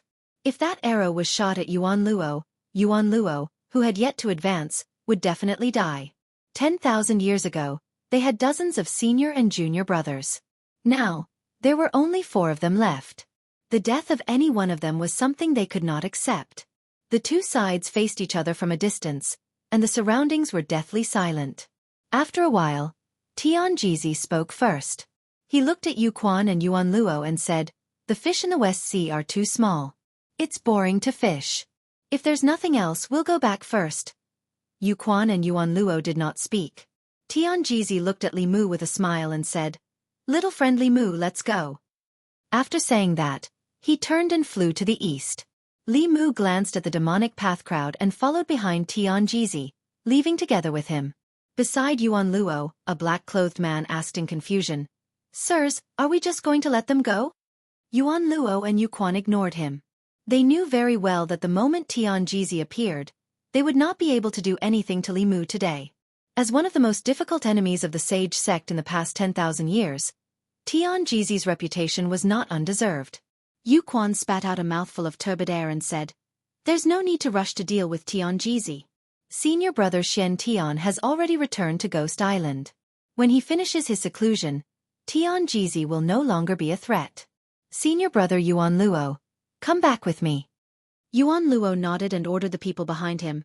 Gather all the elders above the 6th realm and return to the South Sea with me. The day I come out of seclusion will be the day I sweep through the 10 continents. At this time above the West Sea. Li Mu looked at Tianjizi's hunched back and asked, "Why did you save me?" Tianjizi smiled and said, "This old man already said that I only came to the Western Sea to fish and happened to run into you. Moreover, do you really need this old man to save you? Even if I don't do anything, the victor between you and Nether Spring is still between 40% and 60%. I'm afraid even Nether Spring himself doesn't know about this." Li Mu's pupils shrank. Tianjizi's divination skills were more powerful than he had imagined. Not only was he able to predict Li Mu's movements and the dangers he was about to encounter, he was even able to predict the outcome of the battle between him and Yu Quan. What else did he not know? Li Mu pondered for a moment and asked, "Senior Tianjizi, there's no need to show off your divination skills. Junior wants to know why you saved me again and again." Tianjizi was silent for a while before he turned to look at him and said, "In the future, the 10 continents can exist without me, but it can't exist without you." Li Mu knew that Tianjizi must have predicted something, so he asked, "Why?" Tianjizi shook his head and said, "This old man only predicted that the catastrophe of the 10 continents would come, and you are the only hope of the 10 continents. Anyone can die in the 10 continents, but you can't." Li Mu pondered again and asked, "When did you predict this?" Tianjizi said, "From the first time you stepped into Xuanzong." Li Mu was stunned for a moment, then he said angrily, "Then why did you allow Dao Qingzi to cover for Qing Qingzi and deliberately let Xuanzong become enemies with Fulu School?" Li Mu didn't understand. Since Tianjizi had already predicted this, why didn't he tell him directly? Instead, he let him and Xuanzong become enemies. In 2 years, Xuanzong was reduced to such a state. What was he planning? Tianjizi looked at Li Mu and asked, "If Xuanzong had handed over Qing Qingzi, little friend Li Mu, what would you have done in these 2 years?" Li Mu blurted out, "I." Just as he said this word, Li Mu froze in place. He didn't know how to answer Tianjizi's question for a moment. Of course, Tianjizi knew himself well. If Xuanzong had handed over Qing Qingzi, Xiaobai would have been avenged, and the knot in her heart would have been untied. Perhaps she would have taken the initiative to give herself to him 2 years ago. In the beginning, Li Mu would have fallen into the gentle embrace of the little fox. Without the goal of avenging her, Li Mu naturally wouldn't have joined forces with the 5 Taoist sects. Perhaps to this day, he would still be Fulu School's hands-off manager. He wouldn't have cultivated desperately, thought of ways to improve the strength of the sect, and joined forces with the forces that could be joined. He would have had enough time to talk about love with the Empress. Their relationship would have been 1 step closer than it was now, or even 2 or 3 steps closer. He would often wander around the divine capital, the demon nation, and Mount Baiyun. Where would he find the time to cultivate? Immersed in the gentle embrace for 2 years, let alone transcend, he probably wouldn't even have the motivation to break through Dongxian. Li Mu looked at Tianjizi in shock and asked, "This is your goal?" Tianjizi asked, "What else could it be? Other than hatred, what else could make you do all this today?" Li Mu thought about it and realized that there really wasn't anything. Xiaobai was Li Mu's darling. Li Mu didn't want her to suffer any grievances, let alone the hatred of the extermination of his clan. If Tianjizi had told him that the catastrophe of the 10 continents was coming and he was the only savior, Li Mu would most likely have thought that he had dementia. To think that he had even calculated this. This old fellow really knew him well. Li Mu's face turned red, and he felt extremely awkward. He immediately changed the topic and said, "What catastrophe are you talking about? Is it the rise of the demon path?" Tianjizi shook his head and said, "I can only see a trace of the heavenly secrets. I can't see the specifics." In recent days, millions of people had died in Yenzhou and Juku continent. Corpses were everywhere, and the people were in a terrible situation. This was already considered the catastrophe of the 10 continents. If Yuan Luo and the demon path's first ancestor used this opportunity to advance, how could the righteous path's only Tianjizi, who was at the 8th level, contend against them? At that time, the 10 continents would completely fall into the hands of the demon path. This matter corresponded to the catastrophe that Tianjizi had predicted. Li Mu heaved a long sigh of relief and continued to ask, "What should I do?" Tianjizi shook his head and said, I don't know. You have to ask yourself about this matter. Li Mu didn't know what he should do at this moment. He had already done what he could. Combining all the forces that could be combined to resist the demon path was all he could do. However, this still didn't change the fact that the demon path was about to have 3 8th-level cultivators. Among the demon path's third ancestor, Tianjizi could deal with one, and Li Mu could barely stop the other. However, what about the last one? After advancing to the 8th level, one would be able to expand one's domain. Those with lower cultivation than him would not be able to mobilize the power of heaven and earth within a certain range. For cultivators, if they couldn't mobilize the power of heaven and earth, they could only use about 50% of their full strength. Even if 10 people joined forces, they might not be a match for the last 8th-level demon path's first ancestor. Of course, if dozens of people ganged up on him and didn't borrow the power of heaven and earth, they would be able to fight against the 8th-level demon path's first ancestor with just their own magic power. They might even be able to kill the 8th-level demon path's first ancestor. However, at least half of the dozens of people ganging up on him would be killed. This was something that Li Mu absolutely could not accept. Moreover, the demon path didn't only have the third ancestor. The number of 7th-level cultivators in the 3 great altars added together might not be as many as Li Mu's alliance, but it wouldn't be much less. If everyone joined forces to deal with Yu Quan, who would deal with the demon path's first ancestor? Li Mu could also give the sun shooting bow to Tianjizi.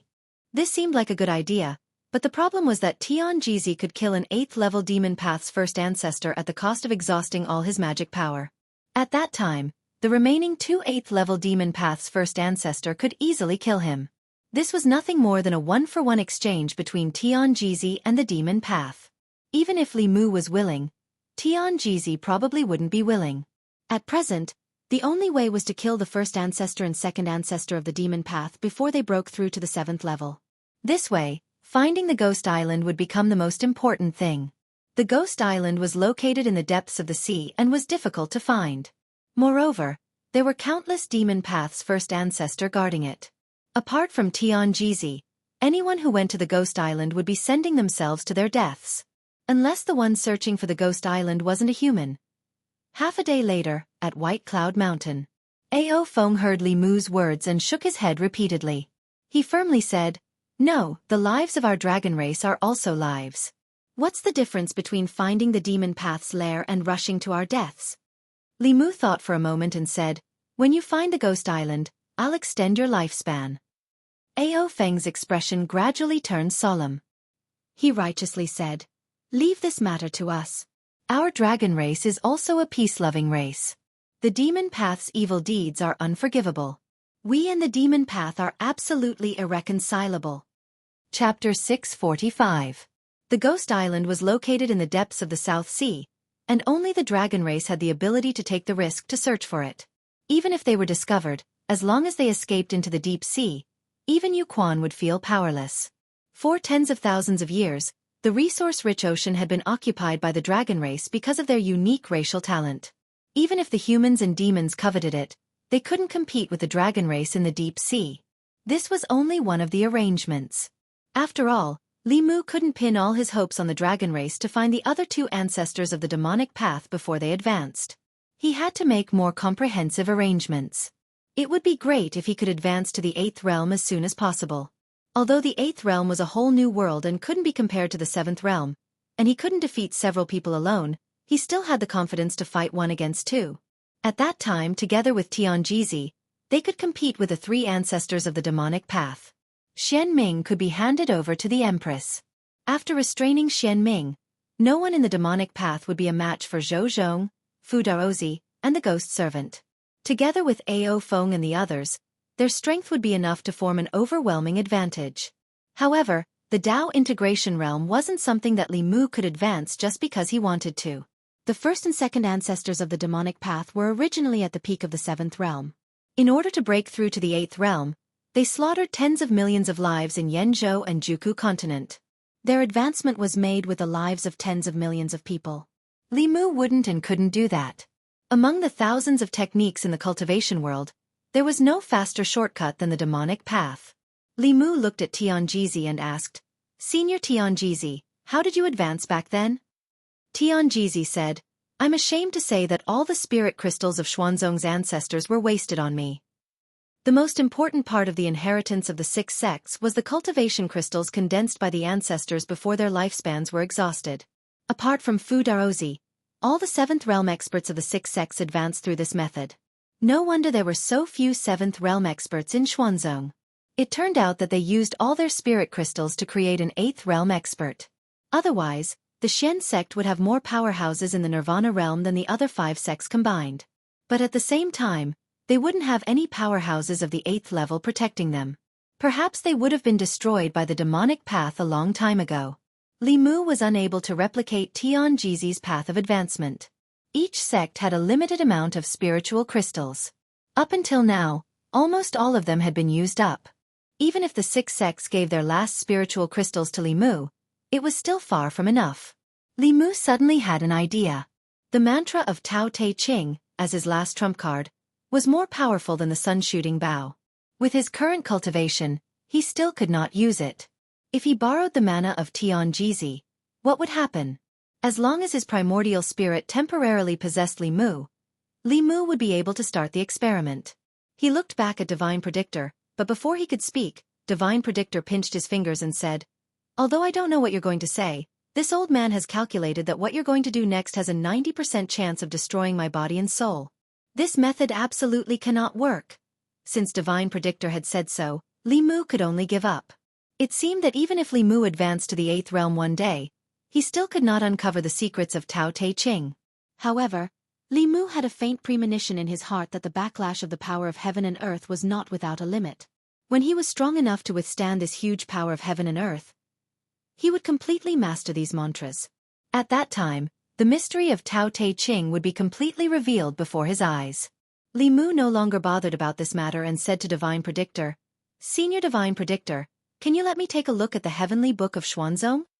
Already knowing Divine Predictor's intentions, Li Mu did not stand on ceremony with him. Divine Predictor stretched out his hand, and a simple page appeared. It was the last page of the Heavenly Book of the 6 sections. Divine Predictor said, "Since the Heavenly Book of the 5 sects is already in your hands, you can also take this page of the Heavenly Book." Li Mu separated his divine sense and sank his consciousness into the Heavenly Book. The contents of the Heavenly Book of the 6 sects were similar. In the Heavenly Book of Xuanzong, there were also the figures of giant beasts and a group of ancient cultivators using mysterious techniques to fight against their enemies. Li Mu swept through those techniques, focusing all his attention on the divination. This was the supreme technique of Xuanzong. When one cultivated to the highest level, one could foresee the future. Even Divine Predictor only understood the surface. Li Mu pinched his fingers with one hand. Divine Predictor reminded, "Anyone who tries to pry into the secrets of heaven will be bitten by the secrets of heaven." Countless seniors of Xuanzong were proficient in this Tao, but they all fell before their lifespan was exhausted. "You have to be careful." Li Mu nodded and said, "I know." With the rise of the demonic path and the impending calamity of the continent, there were many other things that needed to be prepared besides cultivating diligently. The many forces of the continent could no longer be like before, scattered everywhere like a plate of loose sand. It would be extremely easy for the demonic path to take them down one by one. Although there was a long-distance teleportation formation, it consumed a large amount of spiritual jades every time it was activated. It was extremely inconvenient. It was better to gather all the experts in one place so that they could be mobilized in the fastest and most timely manner. After discussing with Divine Predictor, Li Mu chose a small coastal country in the south. The battle that was about to happen in the future would be an earth-shattering one. Several 8th-level cultivators and dozens of 7th-level cultivators would participate in the battle. It would be an apocalyptic scene. It was best for the battlefield to be in a remote and uninhabited place. The people of the small country in the south would gradually move inland. The experts of the 6 sects of Taoism, the 4 sects of Buddhism, the Yao Nation, the Ghost Realm, the Yong Nation, and the Great Zhou would establish a line of defense on the shores of the South Sea. That was the first line of defense, and also the last line of defense. If they won, the 10 continents would be at peace. If they lost, the 10 continents would be completely invaded by the demonic path. The divine capital. The people who knew nothing were happy. The battle between the righteous and demonic paths had nothing to do with them. They only knew that their lives were stable now, and the Great Zhou was growing stronger day by day. They would have a long period of good days in the future. Not many of the officials and nobles in the imperial court knew the inside story. Only a few people knew that the deans and vice-deans of the 4 major academies had already left the divine capital. Her Majesty the Empress also hadn't attended court for many days. Above the clouds above the divine capital, 2 figures that were hard to see with the naked eye shuttled through the clouds. The light of spells illuminated the white clouds in colors. No matter how Li Mu and the Empress cultivated, it was impossible for them to break through their cultivation level in a short period of time. He could only impart everything that he knew to them. Even if the Empress couldn't display the full might of those mystical powers and Tao techniques like Li Mu, she could still improve a part of her abilities. At a certain moment, Li Mu's figure appeared above the clouds. He looked at the Empress and said, "That's enough. Your Majesty should have no opponent below the 8th level." Zhou Yi looked at Li Mu and said, "So you've been going easy on me." When Li Mu had just entered the 7th level, he hadn't comprehended the power of domains. It was indeed difficult for him to defeat the Empress. But when he learned how to use domains, the Empress was no longer his opponent. However, Li Mu had never used the power of domains on her. Li Mu held her hand and walked on the clouds. He smiled and said, "If I don't go easy on your Majesty, should I go easy on others?" Zhou Yi stopped and leaned on Li Mu's shoulder.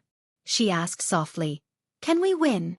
Li Mu held her slender waist and said with certainty, "We definitely can." This sentence was only used by Li Mu to comfort the Empress. Whether they could win against the ancestors of the demonic path or not, Li Mu wasn't completely sure. Tian Jizi could predict that the calamity was coming. He could predict that Li Mu had a chance of survival, but he couldn't predict what method he would use to break it.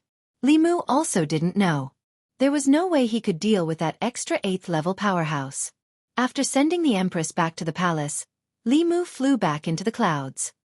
He closed his eyes and chanted a spell. He formed a seal with one hand and used a divination technique. But all he saw was darkness. At the same time, a massive power of heaven and earth emerged from the void. Li Mu grunted and an abnormal flush appeared on his face. He had already been lightly injured. Those who divined into the secrets of the heavens would definitely suffer a backlash. But Li Mu didn't give up. He formed another seal and all he saw was darkness. This darkness had no boundary. It stretched up and down endlessly, left and right. The entire world was filled with a kind of extreme darkness.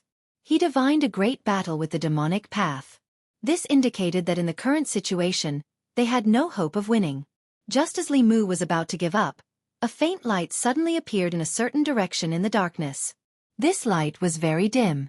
Li Mu almost missed it. But it was indeed the only light in the endless darkness. Li Mu opened his eyes and looked in a certain direction. That was the direction of the light in the darkness. That glimmer of light represented hope. And that direction was Yingzhou. Li Mu didn't delay. He walked all the way to the northeast. Soon, a vast land appeared in front of him. This was Yingzhou, a barren land adjacent to the Zhou continent. Mo Li and the tens of thousands of soldiers of the Great Zhou would be conducting research on mechanisms here. But Li Mu wasn't here to find them. He went all the way into Yingzhou. After passing through countless places filled with smoke and miasma, he finally arrived at a mountain range. This mountain range stretched endlessly, but there was no poisonous miasma. The reason was that there wasn't a single blade of grass in this mountain range. There were no poisonous plants or plants that could produce miasma. The entire mountain range was filled with a thick corpse aura. Li Mu floated in the air. He looked around and soon saw a familiar figure. Xianming also didn't expect that Li Mu would come here. His expression changed drastically. He said in surprise, "What are you doing here?" When enemies meet, their eyes turn red. Xianming and Li Mu met here. The atmosphere instantly became tense. A battle was about to break out. Suddenly, a deep voice came from the mountain range. "It's you." A sturdy figure flew out from a mountain. This figure carried a thick corpse aura. Li Mu was shocked. This person's aura easily overshadowed his and Xianming's. It was comparable to Yu Quan and Tian Jizi's. This was actually an expert of the 8th realm. Li Mu looked at the figure that was gradually becoming clearer. He lowered his voice and said, "Emperor Bai,